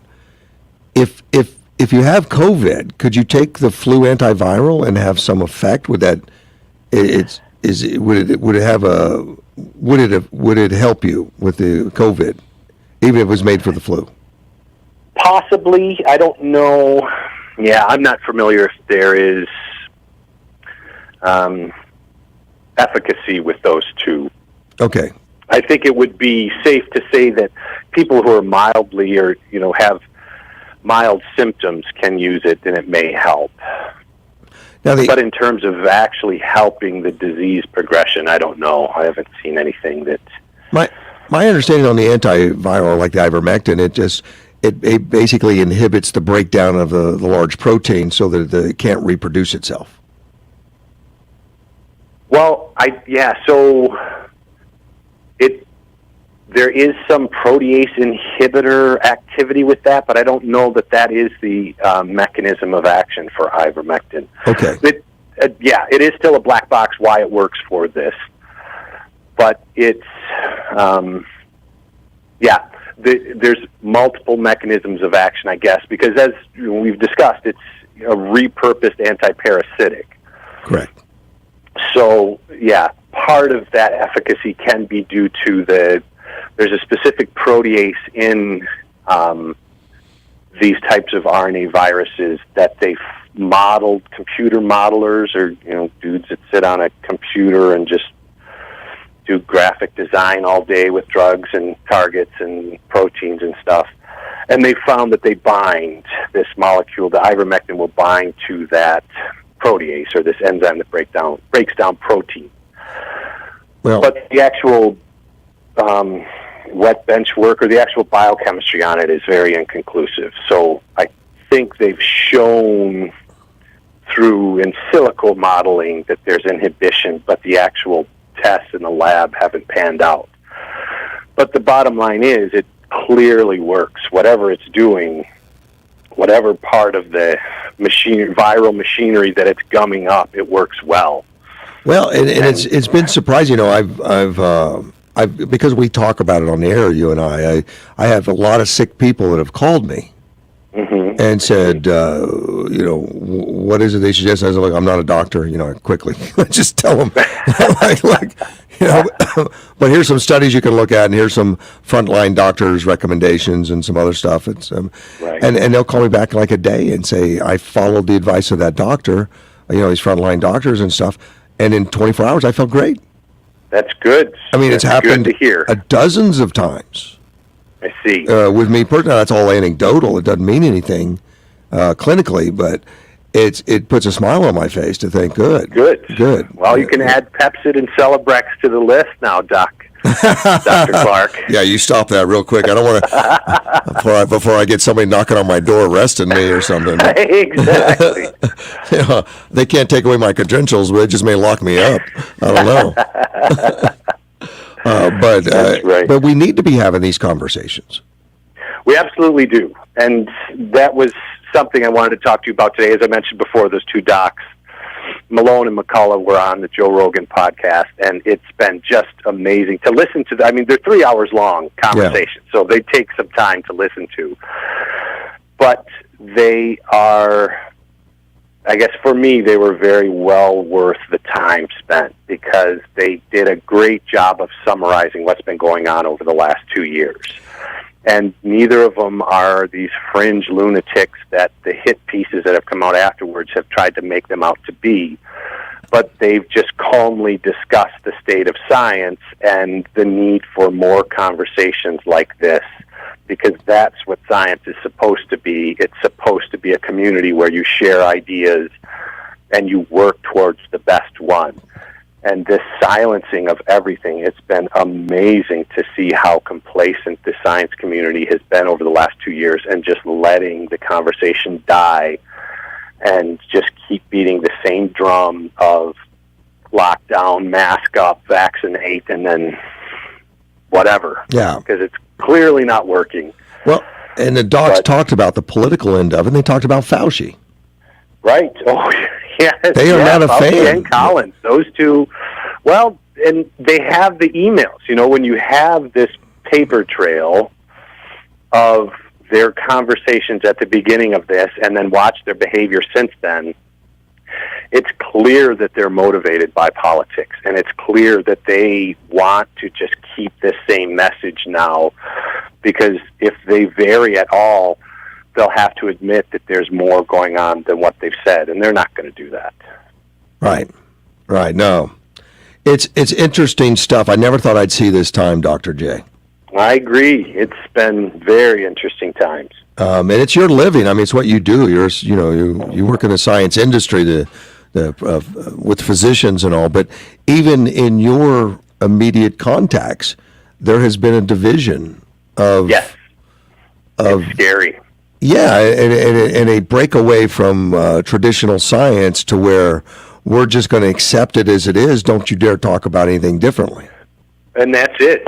There's a few of us who kind of carry this torch, and it's almost we know each other by a secret handshake now, but we never speak up in meetings, and we just, when we know we're safe, we'll talk about the entirety of the science around things. But especially if we're with any administrative staff, you keep that mask on tight, and you don't speak up, and you don't say anything other than yes, sir. Yeah. Vaccine. Yeah. So. Well, it's a scary time. I appreciate you sharing with us, so that. I hope it helps. Always good to talk to you. I can guarantee you it does. Thank you, sir. You take care. Bye-bye. Thanks, Russ. Take care. Next time. All right, bye. And we'll be back. AM 560 KBLU. Spectrum Mobile is reinventing wireless again. Get unlimited on 2+ lines for $29.99 a month per line. No contracts, no added taxes or fees. Includes nationwide 5G. Save up to 60% with Spectrum Mobile. Get unlimited on 2+ lines for $29.99 a month. Call 855-438-2999 or visit a store near you. Offer valid for new customers on 2+ unlimited lines. Spectrum Internet required. Savings based on 2-line comparison of unlimited plans among major national carriers as of 9/2021. Prepaid excluded. Restrictions apply. I'm Lou Dobbs. Ford vehicle sales fell 7% last year, 11th straight day of 1,000+ flight cancellations, and the Grammy Awards are now postponed due to the China virus. Those stories next. You know, if you feel like you're stuck with a healthcare plan that isn't affordable or you simply don't like it, right now is a great time to switch to MediShare. The typical family saves $500 or more per month with MediShare, and what's more, they like it. MediShare has double the customer satisfaction rate when compared to health insurance. Double. You get access to a massive network of providers and 24/7 telehealth. And MediShare is the most trusted name in healthcare sharing. It's been around for more than 25 years, and it's more than just affordable healthcare, too. You get to be part of a community of Christians who pray for each other and support each other. But here's why now is the time to make the switch. Join before January 15th, and they'll waive your new member fee. So you'll save another $170 right off the bat. Call now. You'll get a price within 2 minutes. And again, the deadline is January 15th, so you can save even more. Call 877-64-BIBLE. That's 877-64-BIBLE. 877-64-BIBLE. Vice President Kamala Harris says America is moving again, as she put it, but if car and truck sales are any indication, it's moving in the wrong direction. Ford today announced it sold just under 2 million vehicles last year, a 7% decline overall. The news comes on the heels of yesterday when General Motors was displaced by Toyota as the number one selling car in the United States. Today marked the 11th day in a row that more than 1,000 U.S. domestic flights were canceled. Through mid-afternoon, 1,500 flights had been scrapped. It's the industry's worst stretch since early 2020. On Wall Street, stocks closing lower today. The Dow Jones Industrials fell almost 400 points. This year's Grammy Awards, which have been set for January 31st, have just been postponed due to fears over possible exposure to Omicron at the ceremony. Please join me 3 times each day right here on this station. This is the Lou Dobbs Financial Report. The day starts off cool, but by later this afternoon, it is quite pleasant with the sunshine and warmer weather. 72 today, 74 tomorrow, 70 the high Saturday. If you're a valued customer, you deserve a simple gesture of appreciation from your credit card company, and that's why Discover matches all the cash back you've earned at the end of your first year. Discover, exceptionally common sense. Learn more at discover.com/match. Limitations apply. I'm meteorologist Terry Smith from the Weather Channel. Now, electrifying, explosive, and mesmerizing musical force in North America returns to San Diego. Saturday, March 5th, 7 p.m. First time ever at Petco Park.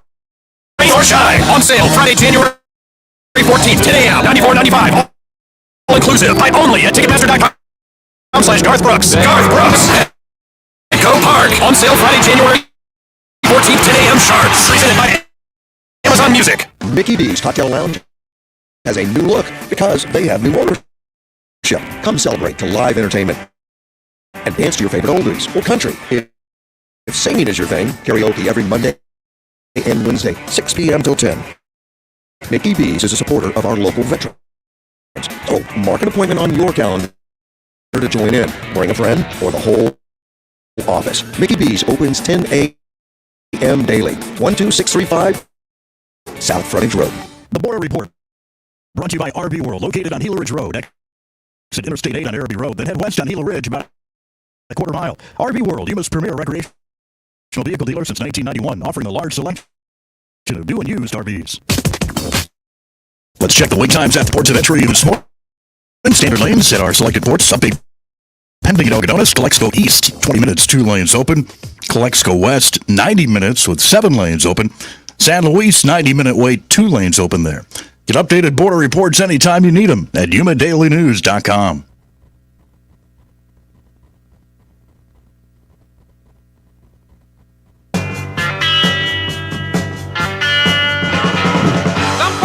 AM 560 KBLU. Russ Clark with you. Johnny's in studio. Yes, sir. Hyundai of Yuma. We got to say thank you to Hyundai of Yuma out there on 32nd Street. They're advertisers on the show. Go take a test drive.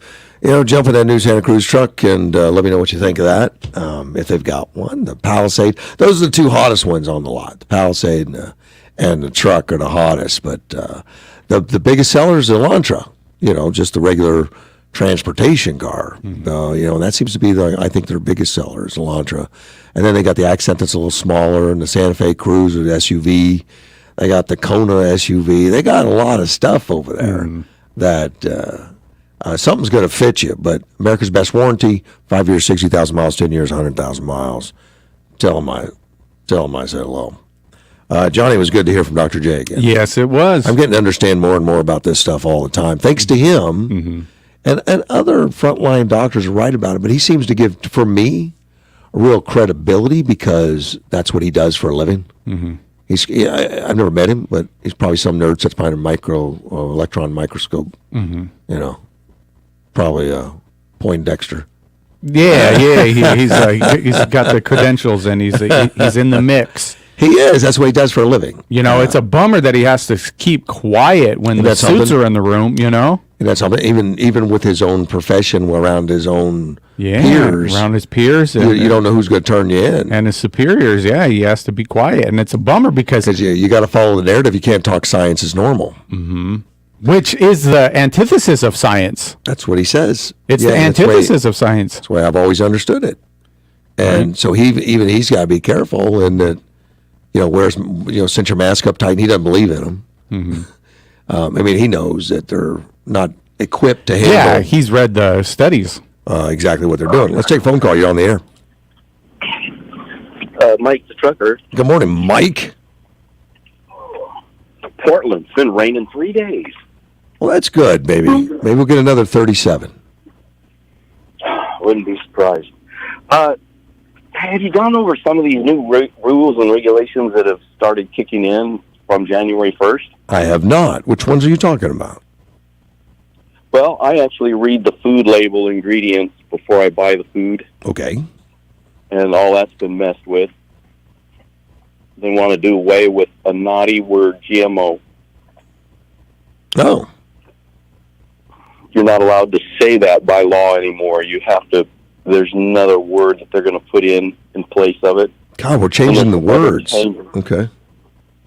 Yeah, a lot of your cancer patients will read the labels because there's stuff they can't eat. Right. Then there's people with allergies, and then there's people with reoccurring breathing problems. So it's a big deal for some people. Sure it is. Yeah, there's some people with life-threatening allergies. They got to be careful. Exactly. Yeah. And there's certain things they can't have. So there's a law or something that's being changed about food labeling? Is that what you're saying? Yeah. Yes, you can't use GMO anymore in the food descriptions. They've come out with a new guideline, like being PC correct, of different buzzwords that you're going to use to replace the GMO wording on it. Well, people weren't buying the food. They'd see the GMO on it and pass on it. Yeah. Wasn't working. So so they would they want to take GMO out because people are not buying it, but will they recognize the new word, or are they going to be damaged by it? That's what I don't know. That's why I'm calling you, because the article I read was full of double talk. First of all, they blamed Trump for it. Of course. Right out of the box. Well, that just gives it credibility. And then they went on, yeah. What? It gives it credibility. You blame Trump, then, okay, well, listen, in the left, anyway, on the left. Well, the last time they messed with it, they gave the food industry permission to take out all those ugly words, artificial colors, artificial flavors, and put in numbers. Oh. Well, people caught on to that. Hey, if your food label's got a lot of numbers in the ingredient section, you don't buy it. But we're looking at politics at its best. It's entering pretty much everywhere we live. But GMO just means it's been genetically modified. Yes. They're just doing away with the phrase and coming out with another phrase so you don't recognize it. Oh, God. A lot of your GMO foods have preservatives in it. Yeah. That's the purpose of genetically modifying it, is so they don't have to toss the food. But the whole labeling came out in truth and advertising, truth and labeling, so that people know. And now they're trying to disguise it, so we're not going to break our policy of people knowing, but they won't know what they're reading. Exactly. And I was hoping you could make sense of it, because I couldn't. Well, I don't know that it can be made sense out of. We can just let people know it's coming. It's just more of this hiding and leading us down to an unhealthy path. These companies want to sell more product. Your GMO foods are actually cheaper to make than your real foods. And it doesn't mean... That's why they're pushing them. Of course, it's all about profit. It doesn't mean they're bad, necessarily. But there are some people that don't want to eat GMO foods. Well, if you've had cancer, my daughter's had cancer, a GMO food will just tear you up. Is that right? Okay.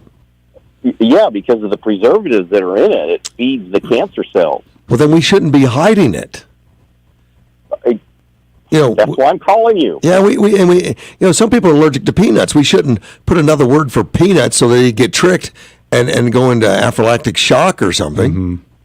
This is basically what they're doing by hiding that GMO food is not good for you. I'd come out and say it. It's not good for you. There's a lot of studies and science that go behind why it's not good for you, and yeah. Go ahead. Oh, you hit it right on the head. Yeah, it's not good for you. But good show today. Yeah. That doctor went over my head. Dr. J will throw out a lot of terminology that he's using in his daily science stuff, but I think we can follow along a little bit in that. We're not been given all the information as consumers of products, and we're not given choices on this COVID. It's either vaccine or die, and yet there's a lot of stuff out there they can do. They've been dealing with viruses for many years, and for this virus, they're not allowed to treat it, and that's just weird. We're back to politics again. Yes. Yeah. In our medication and in our food, what we eat. Yeah, in fact, early on, when this first doctor up in New York let President Trump know that he's been treating it successfully with hydroxychloroquine, people went nuts, like, how dare you? And then they said hydroxychloroquine will cause a heart attack, which they lied about, and then they withdrew it later. But they didn't want to save people's lives. They wanted money for a vaccine. Yeah, money over life. Yeah. And that's what we are. We watched people die like crazy, particularly in the New York hospitals or the New York, retirement homes. The amount of deaths in that area were just like crazy off the charts. And that was okay, just as long as you didn't touch the women. You touched the women, that's off limits. Yeah, well, and I thought he might get in trouble for the deaths because he was forcing them together, even though they knew they were infected and it was going to kill them. Wasn't that like 15,000, or was it higher? I can't remember now, but it was something crazy. No other state was having near the problems he was. He escalated it big time. And now we've got places like Florida, who's having an average death of like single digits a day versus other states that are in the hundreds. And all they do is trying to take Florida's ability away to make sure that he keeps those rates low.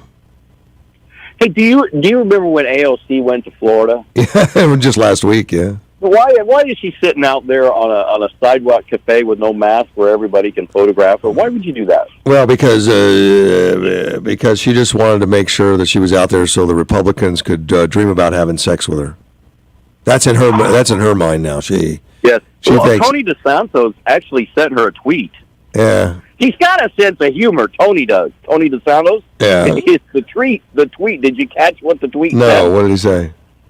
Welcome to sunny Florida, where we don't wear masks. Yeah, exactly. Right. She got chewed up on the social media. I mean, they really pushed back against her. Just her arrogance and hubris about, you guys just love me and you want to date me and you're frustrated sexually because you can't date me. I'm like, are you kidding me, lady? You're like the worst legislature right now that we have. You make policies to destroy your state. You can't do anything there because of your policies, and you run to Florida and enjoy life, and then single out Florida's doing everything wrong. Yet it's where where you want to be. What she's really saying is, I like to stand in front of the mirror and admire myself. Yes. And she's imagining every Republican wants to date her. Get the hell out of here. Later. Hey, buddy, bye. We'll be right back. AM 560 KBOU. Grown-ups devise a plan and follow it. Children do what feels good. Take responsibility for your family's future and get your estate in order. Call my friends Sean Garner and Adam Hansen, attorneys at the law firm of Deason, Garner, and Hansen. Sean and Adam believe in giving free education to help people make smart decisions about their assets and leave a legacy for their family that they can be proud of. Schedule a consultation today. Visit yumaestateplanning.com. Hi, I'm Russell McLeod with Accurate Automotive Attention. Come in and see for yourself why your friends and neighbors once again voted Accurate Automotive as Yuma's best auto repair shop. We are Yuma's only AAA approved auto repair company, and with a 3-year, 36,000-mile warranty, excellent customer service, repairs done right the first time, and our satisfaction guarantee, you are sure to be pleased with our service. Accurate Automotive has set the standard for excellent service for over 52 years, and we are proud to be your dealership and quick lube alternative.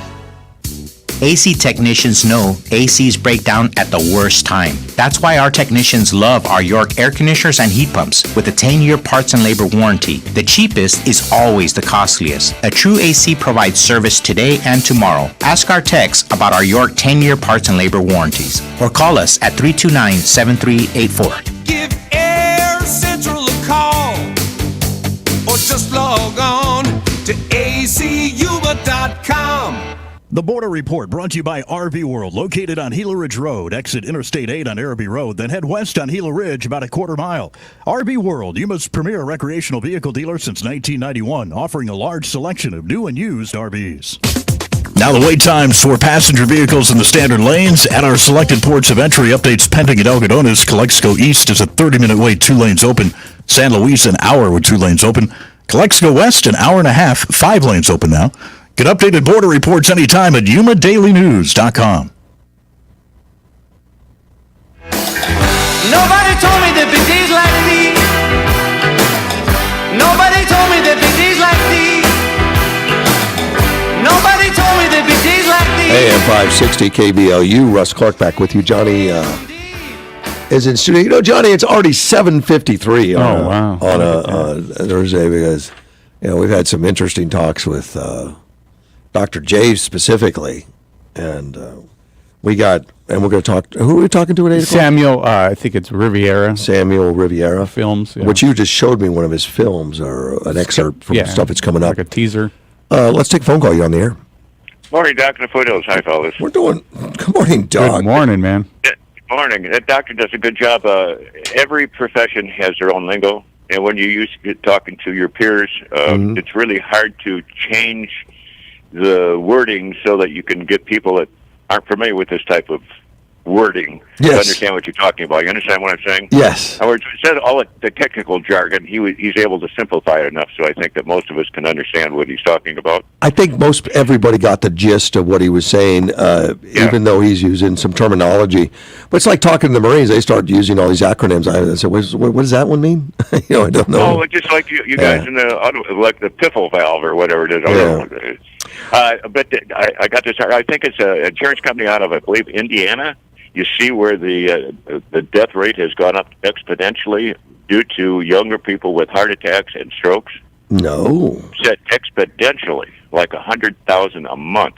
And are they blaming that on the vaccinated? Yeah, sure. Yeah, because young people with how many young people die of cardio infractions, heart attacks, and strokes at that age? Yeah, and it's gone up tremendously. And why isn't this on the news? Wow. One wonders. Well, yes, I've been trying to find it. I had it down and I can't find it now. I was going to send it to you, but because you can't speak ill about what Biden's been pushing. No.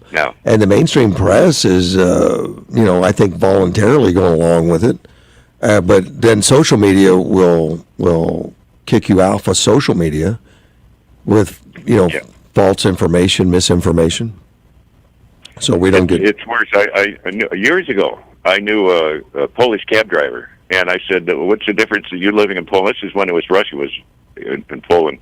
What do you notice the biggest difference between Poland and living here in America? And he said, "Well, America here, you can't trust the news as much as you could in communist Poland." Now, isn't that something? And this was years ago, and he's spot on. Oh my, yes, and it's. I think everyone's catching on, Doc. I think people are catching on that it's becoming less and less trustworthy. At least the poll numbers are showing it, and anecdotally, people are telling me that. I don't know. You probably still got people taking a shower with a mask on. Oh, I know, but it's becoming smaller numbers that are watching these news programs. When I see it, I feel sorry for them. Actually, you should, because they're scared to death. They're in the shower crying with a mask on. Scared to death. You picture in the news of a woman in Colorado with a mask on. Yeah, absolutely. They're in the car by themselves with a mask on. Well, if you can write down some words you didn't understand from Dr. J, send them to me and I'll get them explained. Okay, I'll try to do that. All right, Thanks. buddy. Take care. Talk to you Bye-bye. Dr. J, he actually puts it in terms we can understand. Yeah. He does. And it's interesting to hear him, knowing that he's a scientist, he's a professional, owns an electron microscope. And yet when he sits in meetings, he's got to be cautious on It's too bad, man. what he says. Well, and I'm sure whatever company he's working with and whatever organization, they're going to be subject to federal grants. Yeah, they probably get some federal money from the bagman, Fauci. Yeah, and if you're getting federal grants, you don't want to risk getting cut off because somebody spoke up. It's just like in Wuhan. Except in Wuhan, they don't just fire you, you just disappear. You disappear off of the face of the earth. There's been some scientists in Wuhan that have spoken up. Yeah. So little by little, I guess, as the government has got involved in research, that they control the narrative because they control the cash. Seems to be that way, yeah. Yeah.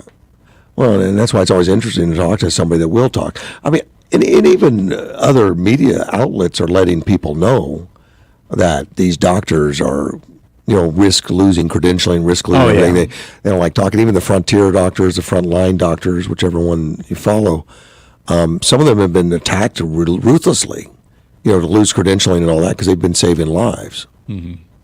Some of them don't quit.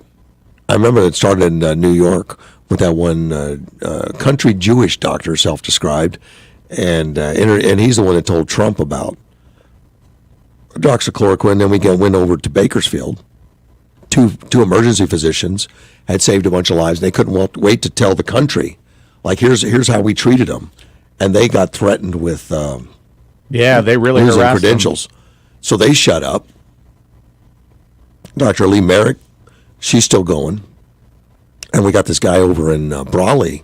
That's a frontline doctor that's still got a practice, but he's not credentialed to a hospital.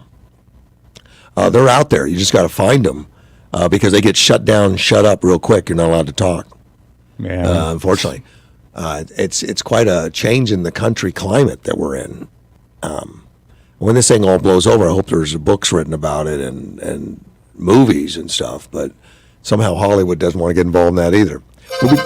From the 1 Hour Air Conditioning and Heating Studio, this is News Talk 560 KBLU, Yuma. It's January 6th, 1 year after Trump supporters stormed the Capitol. I'm Dave Anthony, Fox News. They failed.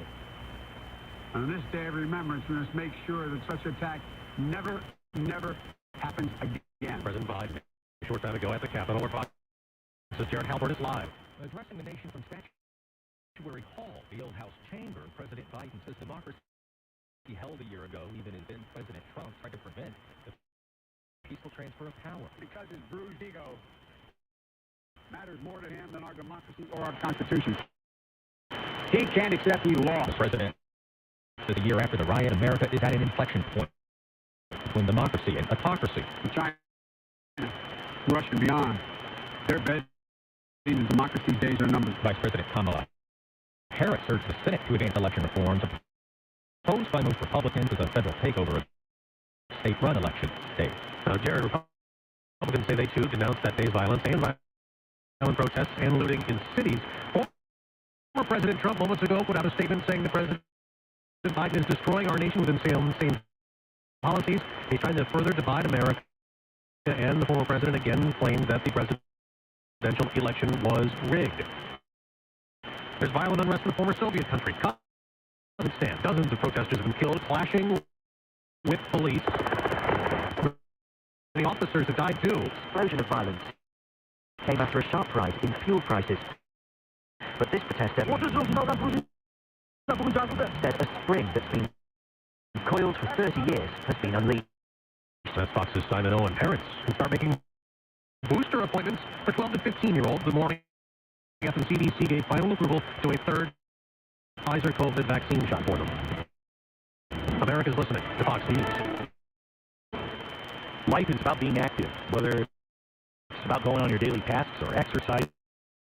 You know you're well when you're regularly active. But what happens when being active actually hurts by the end of the day? This is the position I found myself in a number of years ago. Everything I wanted to do in my daily life, all of the activity it called for, was held captive to almost constant nagging pain. When I heard about Relief Factor, I was skeptical, but my wife said, give it a chance. Not long after I took it, I could feel the pain melt away, and I've been taking it ever since.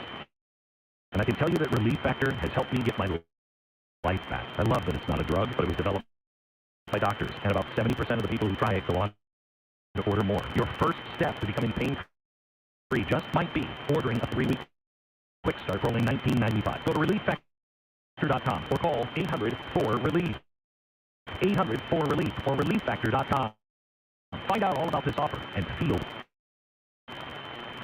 Morning News is brought to you by Spray Sports on 32nd Street. Yuma's hunting and shooting headquarters and responsible gun ownership since 1956. Truckmates, Yuma's picks up your pickup truck store. Is Yuma's home for snug top shells and lids. Snug top, designed and manufactured to the highest standard, industry-leading quality, and trend-setting design to protect and complement your vehicle. That's Snug top. Truckmates is also your Linex spray and bed liner dealer.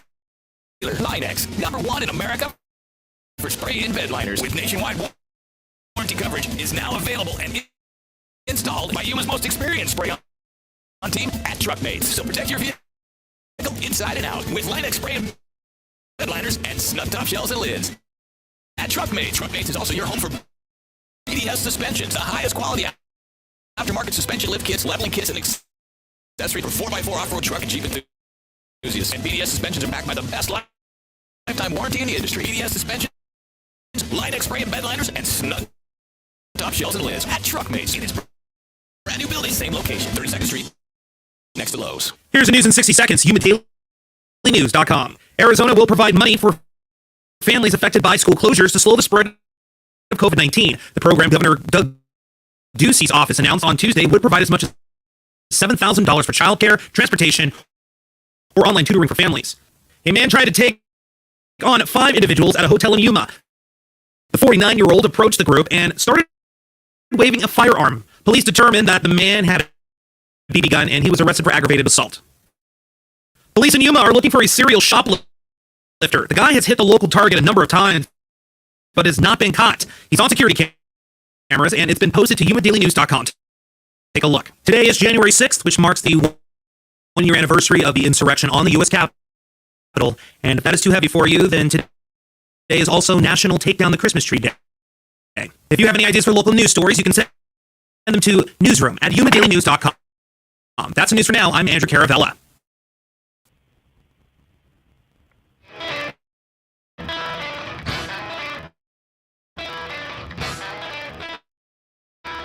AM 560 KBLU.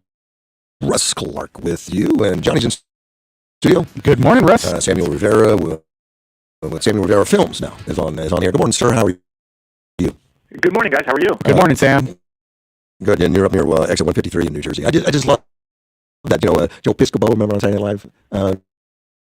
Johnny? Yeah. He used to be, I'm from Jersey, what exit? Yeah. Actually, the Jersey Turnpike. He actually knew what exit he was near. Wow, Sam knows his stuff. That's pretty good. Yeah. But I'm literally minutes away from the Parkway, so okay, you always know because it's a normal routine. Yeah, absolutely. Except you guys have got some cold and weather and snow in, haven't you? Or? Well, yeah, it's definitely been cold, but tonight until tomorrow we're expecting about 6 inches of snow. So the first snowstorm for the season. It's like global warming, man. It's been killing you. Your recent thing you're putting together, and I just saw a little teaser on, is about the mandate, which isn't it a scary subject? Is when you produce films, you produce stuff like that, to start getting into something so politically charged that Hollywood crowd's going to shut you down if you talk bad about the current administration. Yeah, when I first started making some of these videos, that was a concern of mine, but I think ultimately, what's more important is that we get videos out there or the messages out there that I think people need to hear, right? That allow people to open up their eyes. Maybe they are, maybe they're just viewing whatever the media is giving them on, their basic, channel network, Fox, CNN, etc. And this is just a different way of looking at things. So ultimately, for me, like I said, the most important thing is getting the right message out there that I believe is important. Now, there's some trailblazers out there that are defying Hollywood, and that's like Joe Rogan. And now is he involved in your project, or he's just part of what you're highlighting? I mean, no, he doesn't really commission me or anything like that. I just make these on my own, and fortunately for me, a few times he's shared them online, so it definitely helps. But no, he has really no part other than me taking a piece of his podcast and turning it into visual. And he has defied a lot of it, but he's got the gravitas to do it, and that's almost what it takes. Is notoriety, already has a following, already has, and he's independent enough that he doesn't care if somebody cancels him. Yeah. Well, I think I've been a Joe Rogan podcast listener for a very long time. I think I started listening to him since, episode 28, really early on. And even back then, he really didn't care what, the status quo was. If he felt like something was important to say, he would say it. And I think that's why a lot of people gravitated towards his show. Yeah, we used to have a show called 60 Minutes. You're probably too young to know that.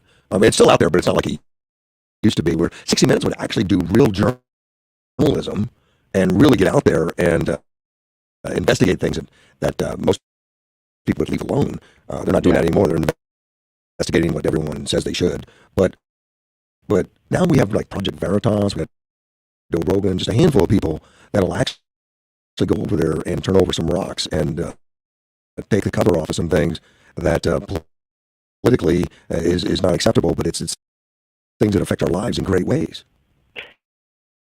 Yeah, absolutely. I think it's important to have people out there that are willing to stand up and fight for, fight against what's really going on here. Listen, at the end of the day, I'm not vaccine, anti-government, or anything like that. But at the end of the day, I truly believe that,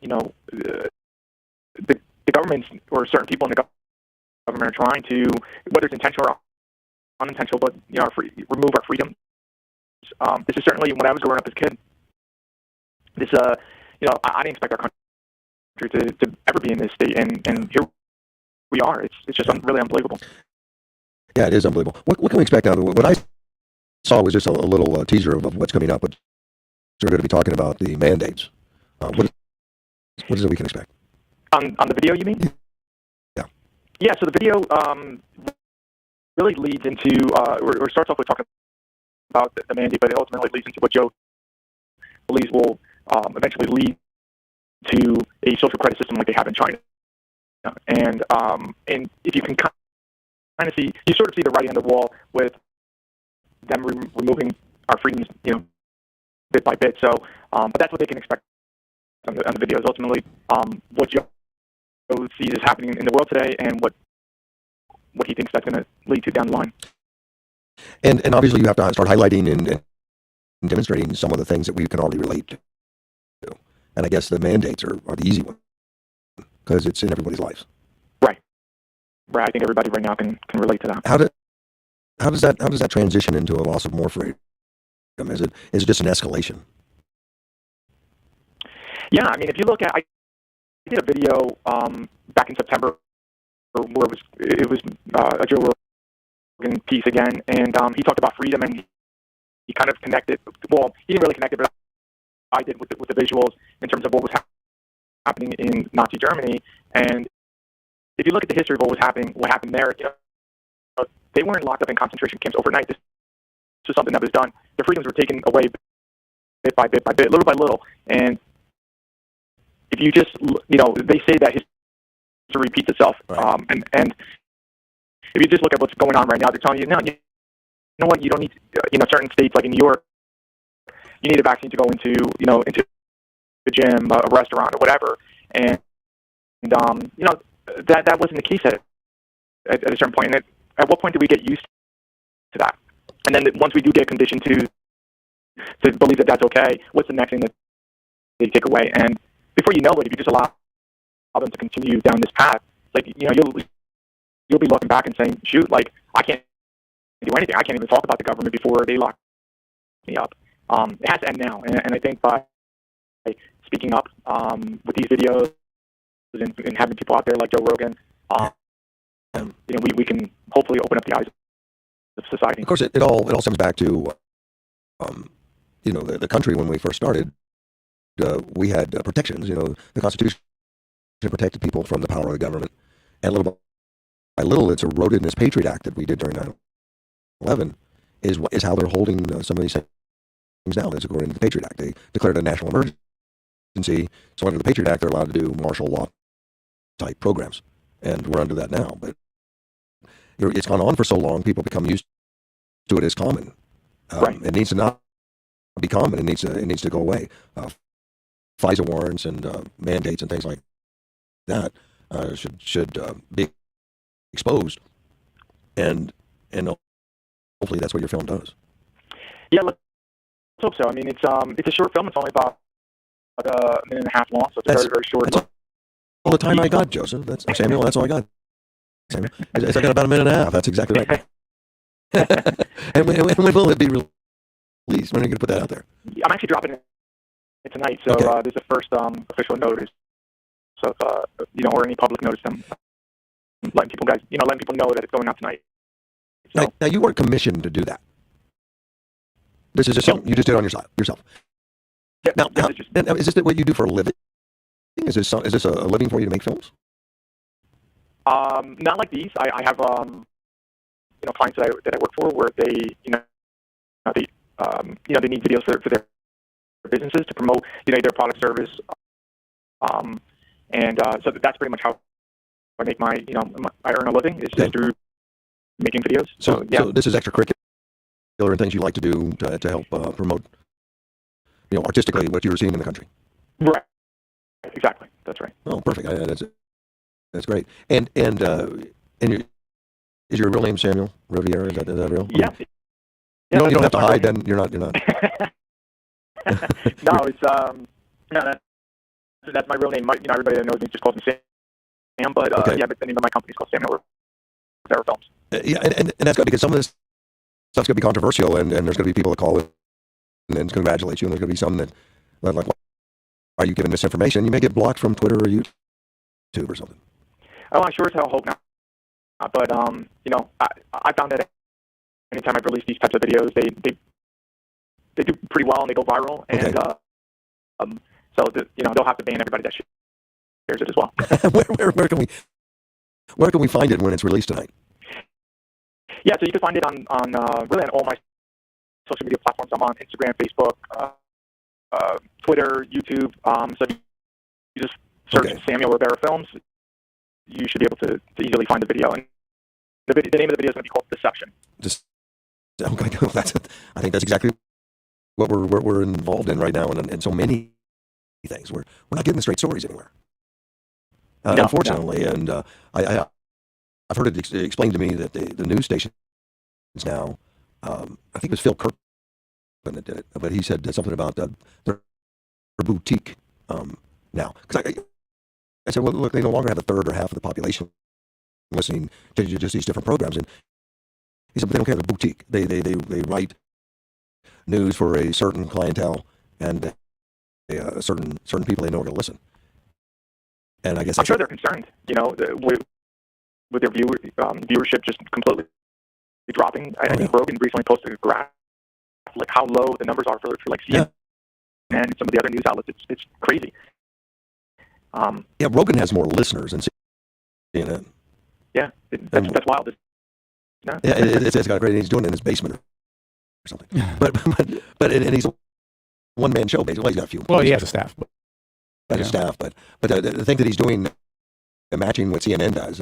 Because he's telling the truth, and people want the truth. And right now, like the name of the film, Deception. That's what's going on. And people, people are trying to find that truth and find the outlets and avenues to get to it. Absolutely. Well, Sam, stay warm in New Jersey. There, we're looking forward to seeing it. And thanks for what you do. It's good to see people standing up and doing what they feel instead of what they think they're not going to, what the country's going to accept.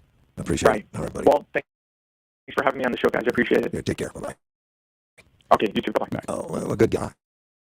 You should check out some of it. He's worked with, he does some with Dr. Willick,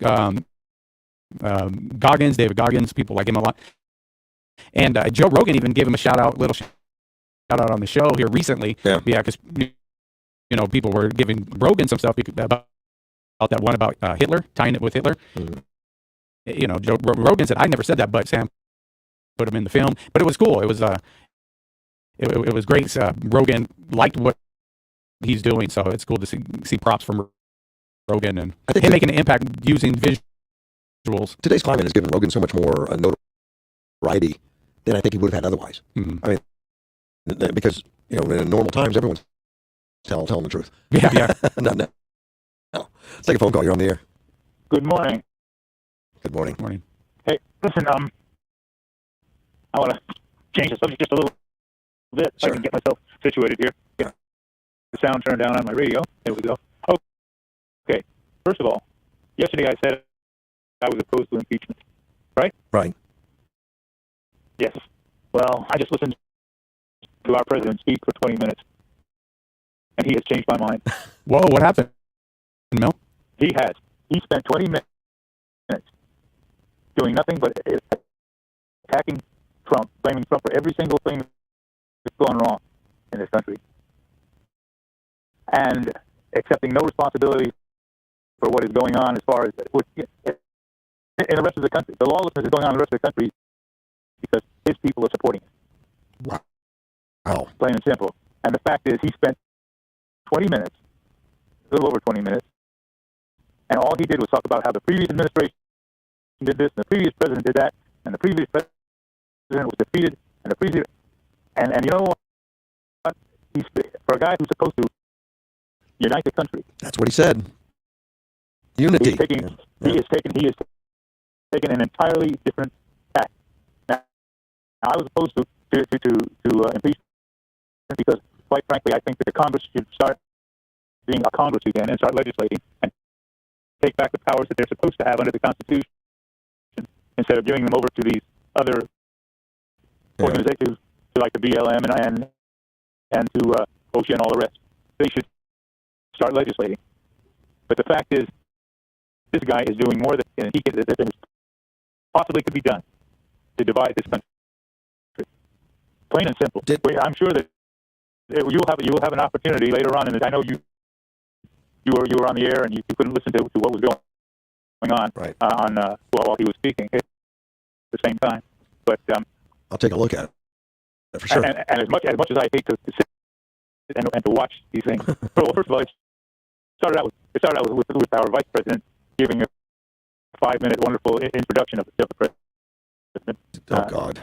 And then he came on, and for 20 minutes it was nothing but a constant lambasting of the previous administration, and it was all his fault. Everything that happened on January 6th was his fault. The fact that we have all of this divisiveness in this country is all his fault. The fact that and one, he did say one thing. Of course, President Trump did question the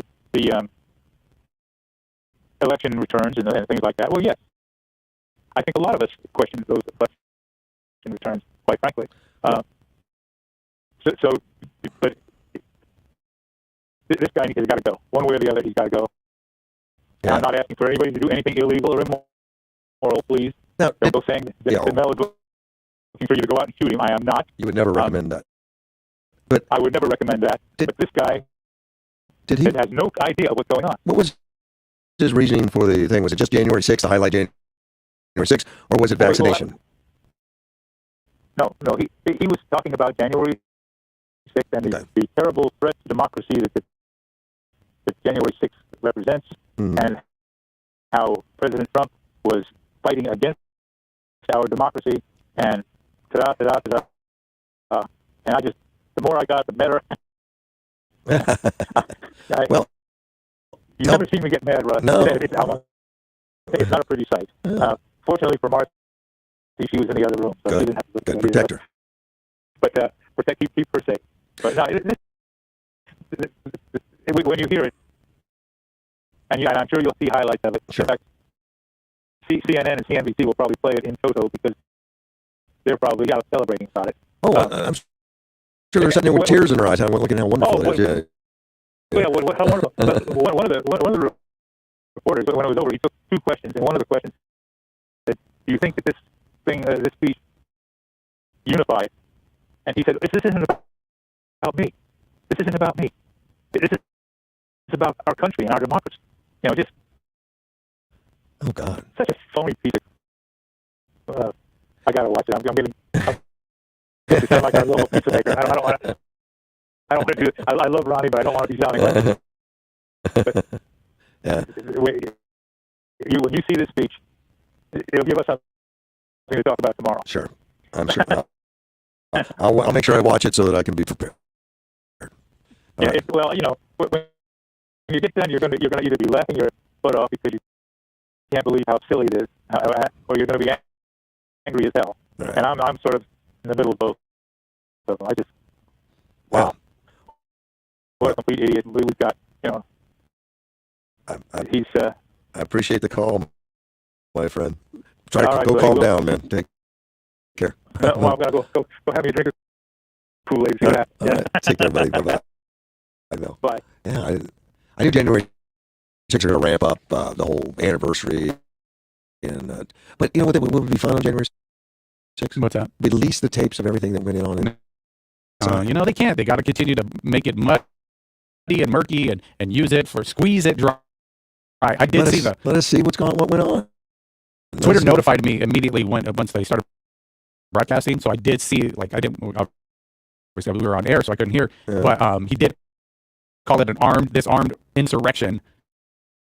That's one of the things they highlighted and put on the screen on CNN. That was armed insurrection. Do they have a collection of the arms that they collected? And see, it doesn't matter, but they just need the media to go along with them. Him to say it, the media to amplify it. Which armed insurrection? The only thing I've ever heard was there were two guys that had zip ties and one guy that had a flagpole, and those were the armaments.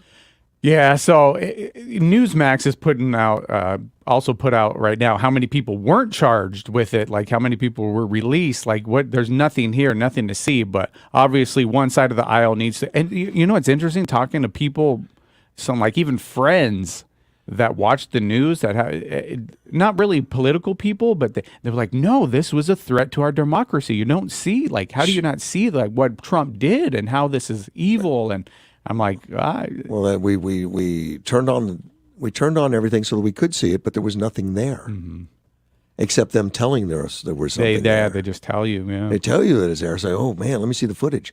But there's no footage like there was in Portland or Seattle or the riots with BLM. There's none of that footage. Stelter had on CNN one of the reporters that was there, and he was talking about how traumatized and how he's forever affected by watching this happen to our democracy. And it's just so sappy and come on, dude, be for real. Hannity talked about it the other day, and of course, Hannity, anybody else, said, look, if there were some guys that took swings at cops and did something wrong, prosecute them. Charge them. Yeah, get them. But don't call it what it isn't. And look, there were 547 riots last year. And they didn't have the arrests that they're doing, these guys. And they were damaging property, throwing fire bombs and turning over police cars. Yeah, they overtook a police station. Yeah, I was watching that live on Facebook. And that doesn't get anything. This one velvet rope insurrection is being blown out of proportion. It's a wag the dog thing.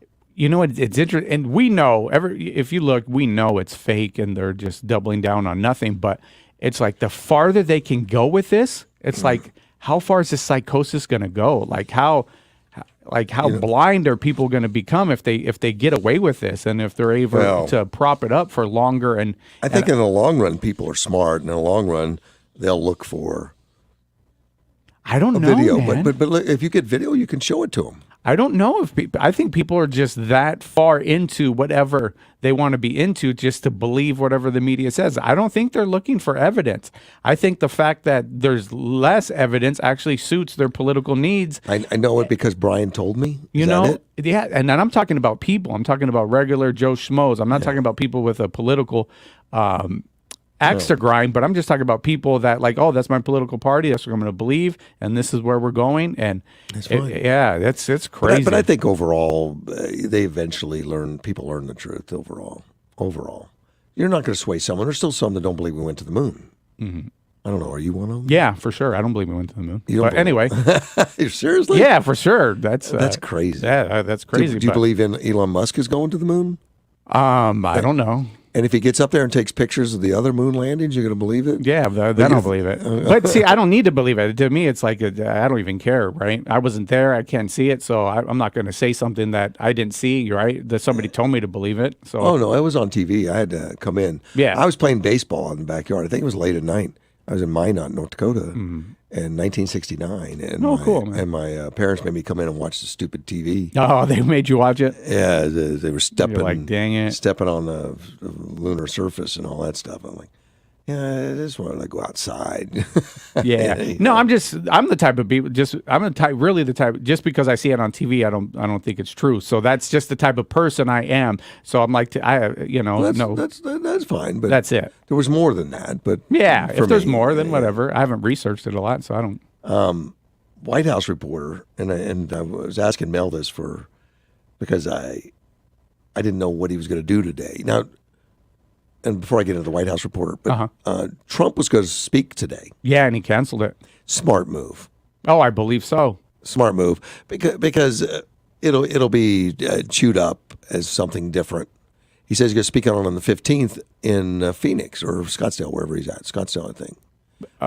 It's somewhere else, but yeah. Yeah, somewhere in Phoenix, near the Phoenix area, which I guess you and I are going. Yeah, well, if Carrie Lake gets us those tickets, yeah, I put in the request for it, so I'm waiting to hear back. All right. Yeah, we get those tickets, we'll be up there. I'll take the day, even though I got a lot of stuff to do. But it was definitely smart for Trump to cancel speaking on today because they'd use whatever sound bite they could get out of today and twist it, right? They'd find the sound bite and they would twist it. Even no matter how careful he was speaking. Yeah. They would twist it, so it wouldn't matter. No, it wouldn't matter. But White House reporter was asked the other day about whether the President Biden should focus more on scolding the unvaccinated. Like, and I thought that was a joke. No. Like, hasn't he done enough scolding? Have you seen what they're doing in France? Yeah, that's what they brought up. Is that I guess this reporter liked what French President Emmanuel Macron has been doing. He's actually. As he said, he is intending to piss off unvaccinated people in this country. Well, I think Biden's already done that. He just doesn't set it as aggressively. Mm-hmm. But Biden said, since there are millions of Americans who have not been persuaded by the various government campaigns to get vaccinated, why hasn't the president, this was the question, why hasn't the president focused more on scolding the unvaccinated to try to tell them, hey, this is not working for society. We keep getting these shutdowns. I think the president has tried, but more and more, it's even showing that it doesn't matter. Like, get vaccinated, but you have to get a shot every 5 months. Mm-hmm. Get vaccinated, but you still have to wear a mask. Get vaccinated, but you can still get sick and get in the hospital. Get vaccinated, but you can still die from it. Mm-hmm. So why are we getting vaccinated again? And his whole bit that if we were all vaccinated, it would fix America. Well, they can't even say that anymore. In one sense, in one degree, it would do away with it because they know that's not true, and the American people have come online to know that's not true because they're on their third dose now, and it's not. And Israel's starting dose number 4. Yeah, Israel's doing number 4, and Israel is always before us, so it kind of has you see where we're headed. But there's what they want to be stronger. What is Biden going to do to punish? Like, he's going to get mad. He's already doing it. I mean, there's already a punishment for people that don't get it. Mm-hmm. Well, if you have an excuse not to get it, you have to get checked every week. And if you get sick, you got to stay home for 10 days. Yeah. If you have a vaccine, you get sick, you only have to stay home for 5. And you could go back and still have COVID and still spread it, which makes no sense. Yeah. No, none of this is science. It's just about political and punishment. Well, Biden, has not been that ezy. He blames the pandemic on the unvaccinated. He said, this is the unvaccinated. Yeah, early on he did. Well, he still does. He's still saying that? Yeah. Yeah, that this is about the unvaccinated that's causing all this and stuff. But that's not true. Yeah, it's far from true. Yeah, it's not. And so I thought that might be in there too. But I guess he's focusing just on January 6th. Because this is according to Laura Ingraham. Laura Ingraham said that this will be the strategy for the next election. This is what the Democrats are going to pour everything into. Is January 6th is why you should vote Democrat. Gotcha. It's like not vote for me for some reason, but you can't vote for Republicans because of this. Well, but that's basically what Biden did with Trump, right? It wasn't to vote for Biden; it was vote against Trump. That was the whole thing, and it seems as though the Democratic Party, that's what they lean on, not what they can do to fix things, but what they are not. Basically, My fact checker is sending you some information that I'm going to pass on to you. Okay. It is how to see the moon landing sites with a telescope. Oh, cool. If you had a telescope and you could actually see one of the sites. Yeah, then I'll believe it for sure. Okay, well. Yeah, but I'm going to pass this on to you. There is there is ways to do that where you could actually see it. Uh-huh. If you could see it, then it would be different. Yeah, for sure. Oh, all right. Yeah, I'm just that type of person that has that type of reasoning, and I think that's okay. Now, I don't have that telescope, so ask him if I could use his. Does he? I bet he has one, huh? Well, he's in Virginia, though. Yeah, well, bring it down next time he visits. Bring it down. All right. He's in Virginia. We'll get you a telescope. Okay. We'll find one. Yeah. We'll find a telescope for you and let you see that. Oh, and I got to let Edward know, too, our fact checker, that Mel has changed his mind on on impeachment. Impeachment. Yeah, because, he wanted to take the high road, not impeach, Biden. And now he's changed his mind. That's very quick. Mm-hmm. Of course. Yeah, it went from one day to the next. But Biden added fuel to it. Mm-hmm. And I like that Mel's flexible like that, willing to change his mind. Well, I think again, today's speech helped that along. The lunacy of today's speech, huh? Yeah, that he is not being a uniter. We'll be right back. AM 560 KBLU. Weather is brought to you by Ed Whitehead's Tire Pros, with 4 locations to serve all of your tire needs. High pressure continues to dominate our weather, keeping us dry, temperatures mild, warmer today 72, mid-40s overnight. A few clouds tomorrow, 74. If you're a valued customer, you deserve a simple gesture of appreciation from your credit card company. And that's why Discover matches all the cash back you've earned at the end of your first year. Discover, exceptionally common sense. Learn more at discover.com/match. Limitations apply. I'm meteorologist Terry Smith from the Weather Channel. Be sure to listen to 560 KBLU every Friday morning from 8 to 9 for Money Talk, bringing you the latest information and changes in the world of finances. Brought to you by the partnerships of Academy Mortgage and Yuma Investment Group Wealth Management.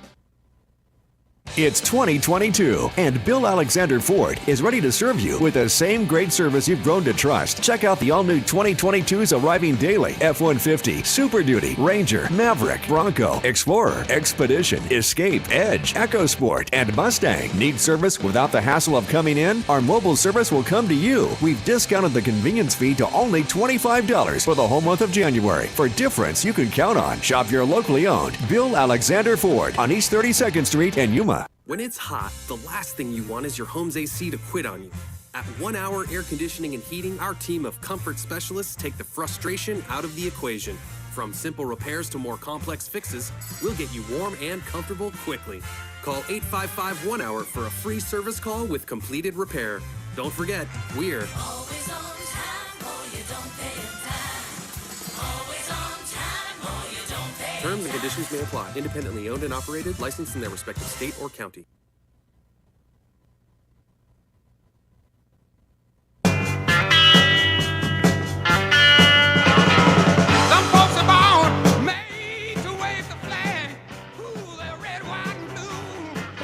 AM 560 KBLU. Russ Clark back with you. Johnny's in studio. Mm-hmm. I was just looking at Bitcoin. It was 5 cents back in 2010. It's all the way down. It's down to 43. It was up to $67,000 from 5 cents. Yeah, people are losing some money. Only if I'd have had a nickel back then. Right. I could have bought a car. Let's take a phone call. You're on the air. Good morning, Russ. Good morning, Sally. Sally, how are you? Good morning, Sally. Good morning, Johnny. It's good to get to hear you guys. What I'm calling about is a reminder of our Colorado River Tea Party meeting. We're going to be having a guest speaker who is running against Grijalva. Okay. He is, his name is Louis Pozzolo.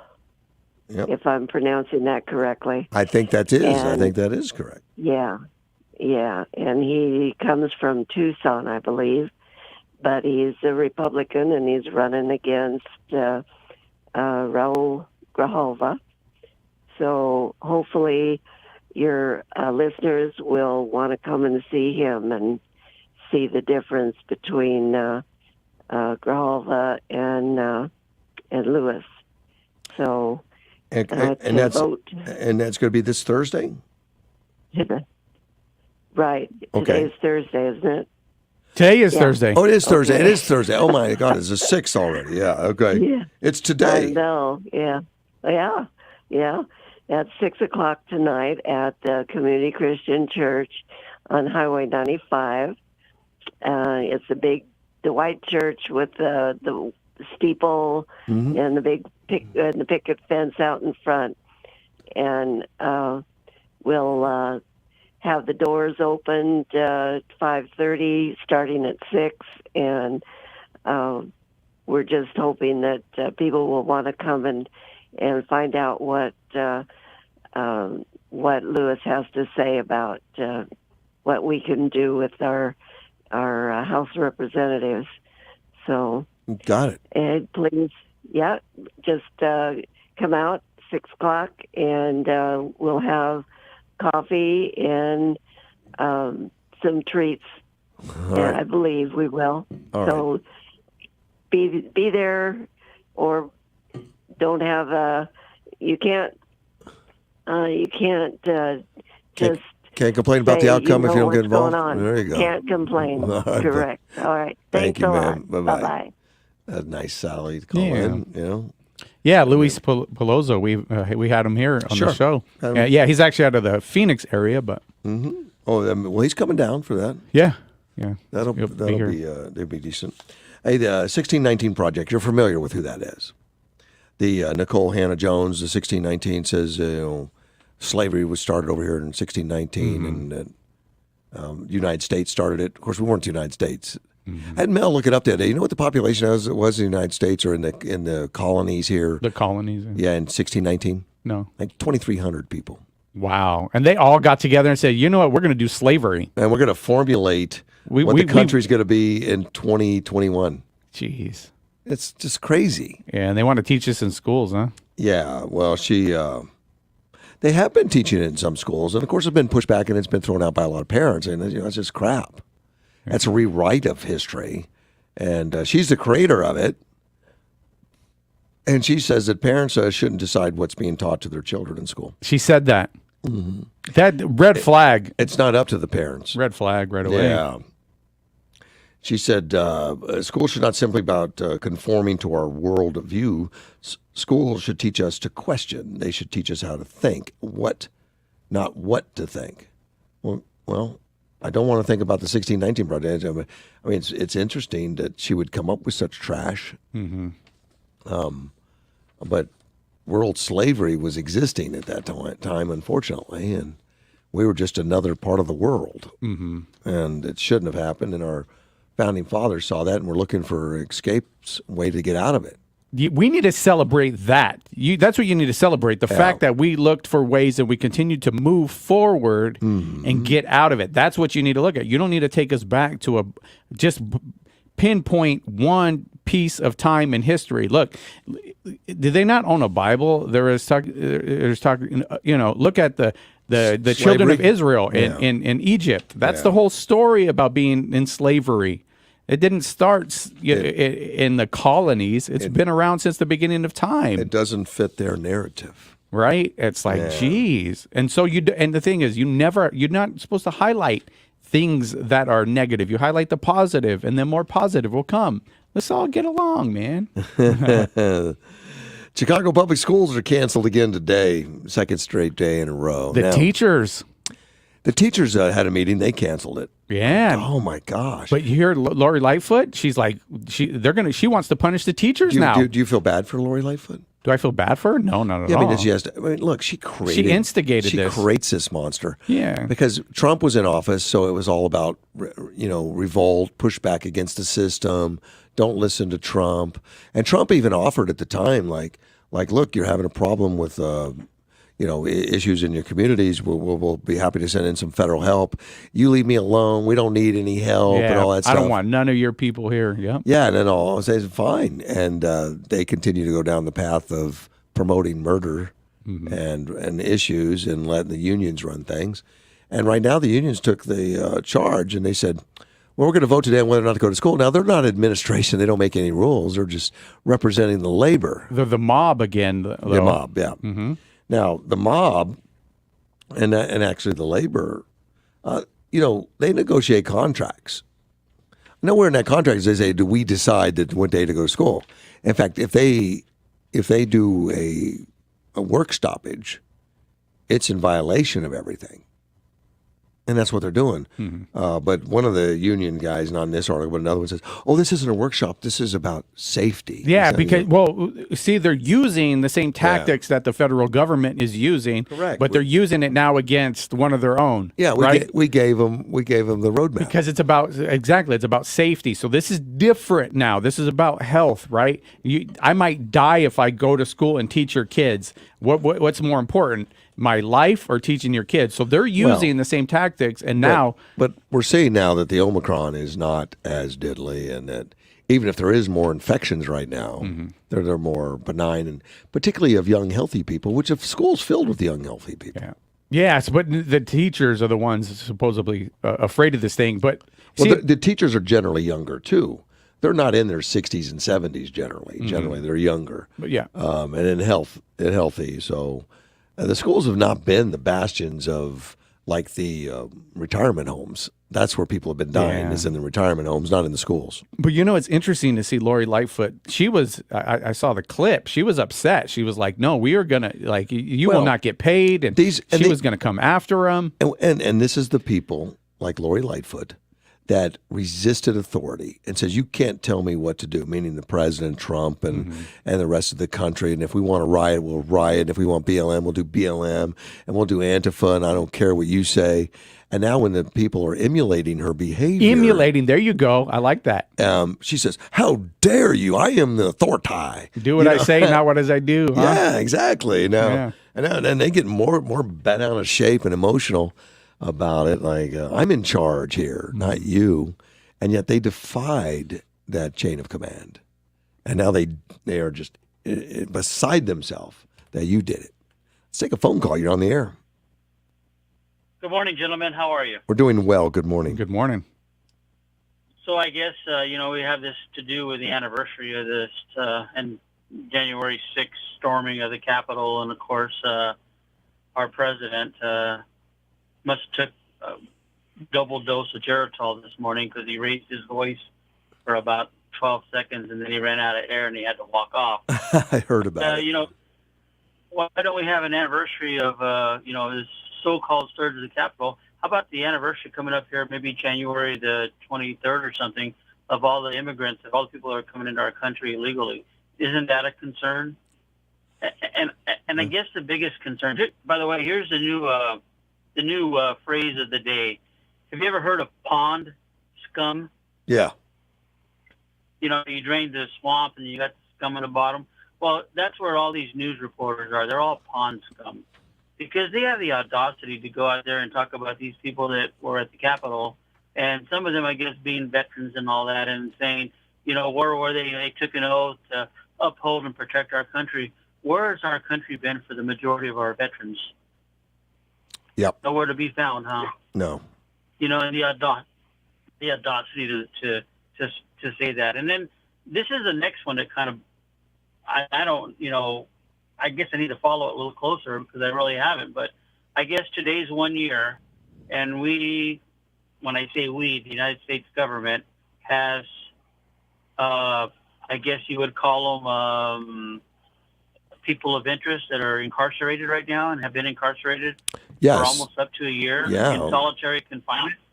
Oh yeah. I mean, if that was another country that was doing that to some of our people, I think we would have already been over there with a certain operation to get our people back over here.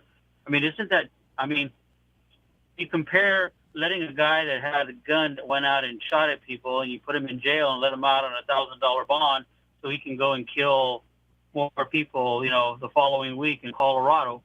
But yet we have people that don't have any criminal records that are being held in solitary confinement, and it's been proven. I mean, I believe it was our own representative Andy Biggs that actually can attest to the fact that what's being said is true, and they're being withheld medical care and what have you not, and being held in solitary confinement. Yep. I mean, this is happening in our country. I mean, are we really, truly, slowly? Everything is just adding up to go towards communism. Oh, they're taking pages out of that manifesto for sure. And I'm not one of these guys that says, let's go surge and let's go do this and let's go do that. But, the push is coming to shove, and it's getting bigger and bigger and bigger. And quite frankly, and all you hear now, all the spin in the news network is it's an election year. Yeah.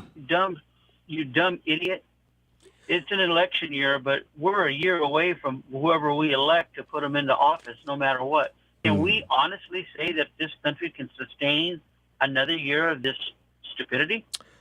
I don't think we. I don't. Yeah. I mean, I think we can do anything, but I don't think it's acceptable. And I'm shocked by the whole thing, especially when you look back at Clinton. Clinton had a very rough first 2 years, and he just partnered with a Republican to survive, and the country did well after that.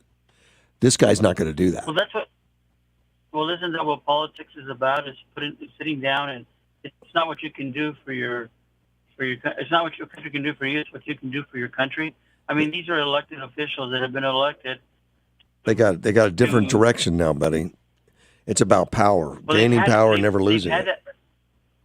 They've had that direction since the day they were elected 40-some years ago, all of them, and all the way through. And I'm sorry to say, I hate to say, there's probably a handful of elected officials that are there. People saying they can't trust, the guy that's the Democrat holding out from Virginia or wherever. Manchin. Here's a man that's doing what's, he says, if I can't go back and explain to my constituents why I voted and how I voted on it, and I have no business. I mean, that's a man of character right there. I really don't know what he's done in the past, but I mean, at least for right now, where we're at a turning point, he's held up and he's voting his conscience, and he believes that there's a problem. But these other ones, they don't seem to care. I mean, it's sad. It's really truly sad, because I know we'll still be here a year from now, no problem at all. But the repercussions and everything of what we're doing right now, it'll take decades to pull ourselves out of all of this inflation and all this debt that we're creating for our country. Yeah, I agree. Should be a concern to all of us right now. This is a real concern, and hopefully we got more people that want to get the truth. Yeah, because, I mean, what are we going to do? We're going to have a turnover and have different, Democrats come disguised as Republicans, and Republicans come disguised as the Democrats. Be careful of that Trojan horse, that's trying to barge in there just because. I think those are a lot of disguises are gone. We know who Liz Cheney is now. We know who a lot of those people are now, and we should have known, when you got people like Bernie Sanders and Papa Joe there, that have been there for some years, and you ask, what have you done for our country? What bill have you ever introduced that was productive? What have you done in 40 years that all of a sudden, the light bulb came on, and all of a sudden now you're ready to rock and roll? I mean, they've all lived under a rock, and they've all filled their battle thing. That lady, Ileani. She's from Minnesota or Michigan. Oh, yeah. You know what I'm talking about. Omar. Omar.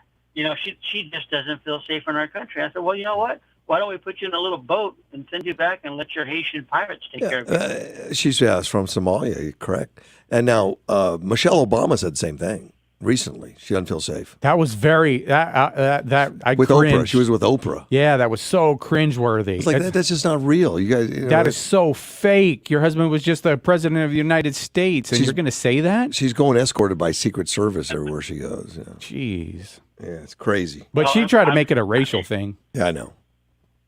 Oh, that's what it is. And anytime you say something, it's racial.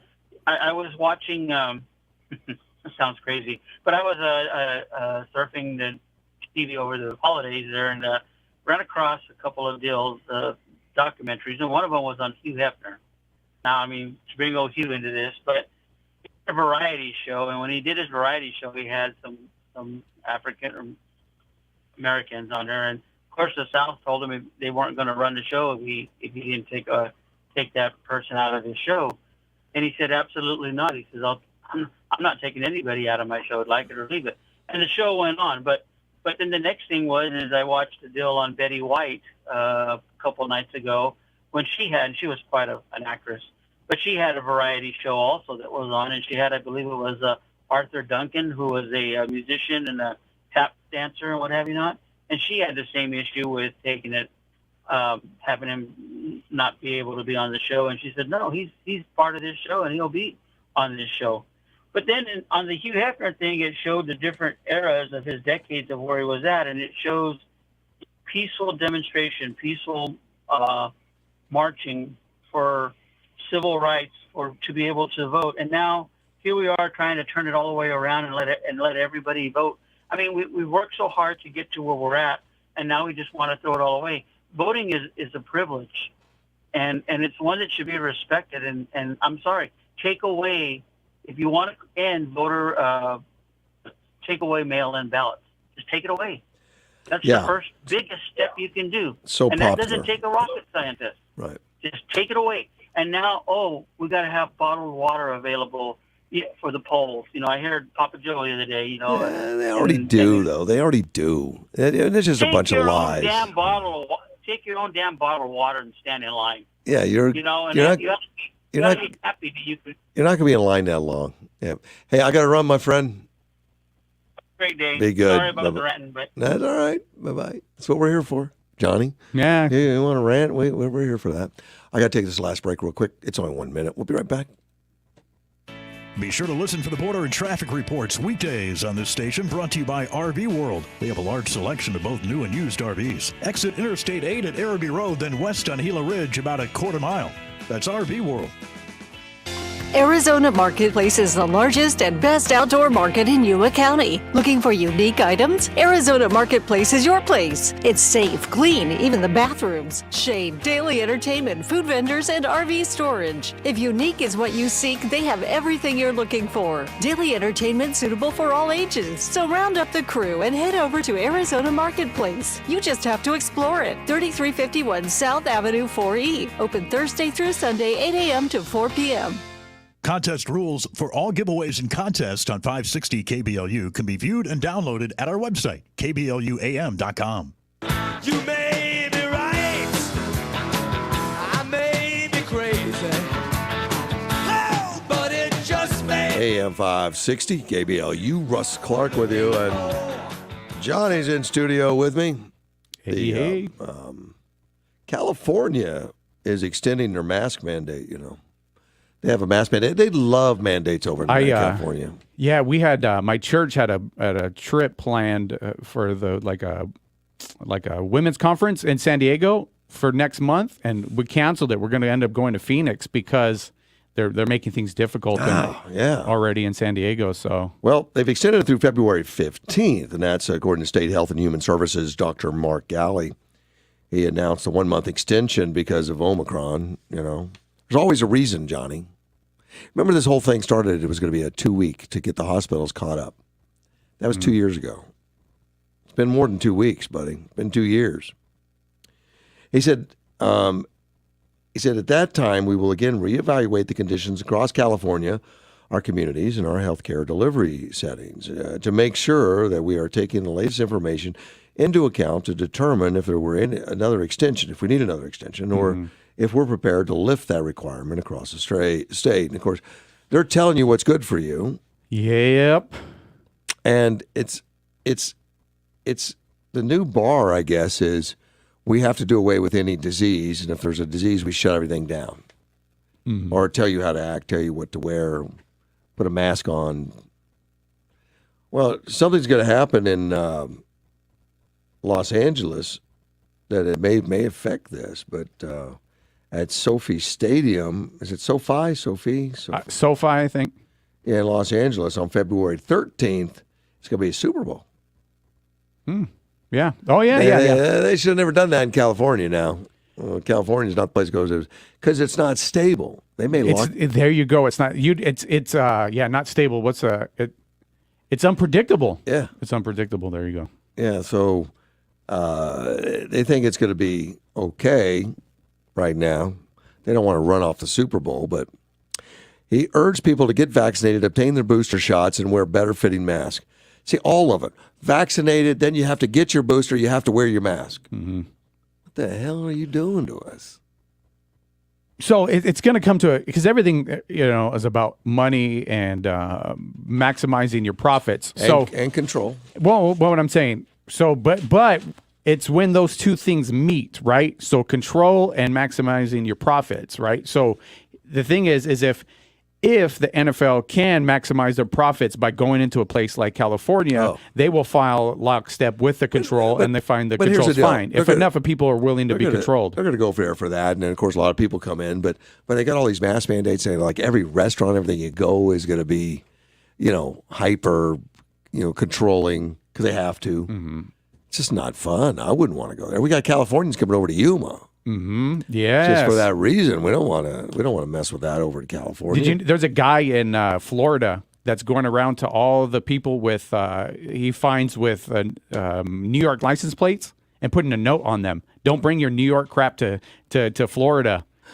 Yeah. I think we should do that to the California license plates we see. No. We're friendlier than that, but it's still ridiculous. Johnny, we're running out of time, man.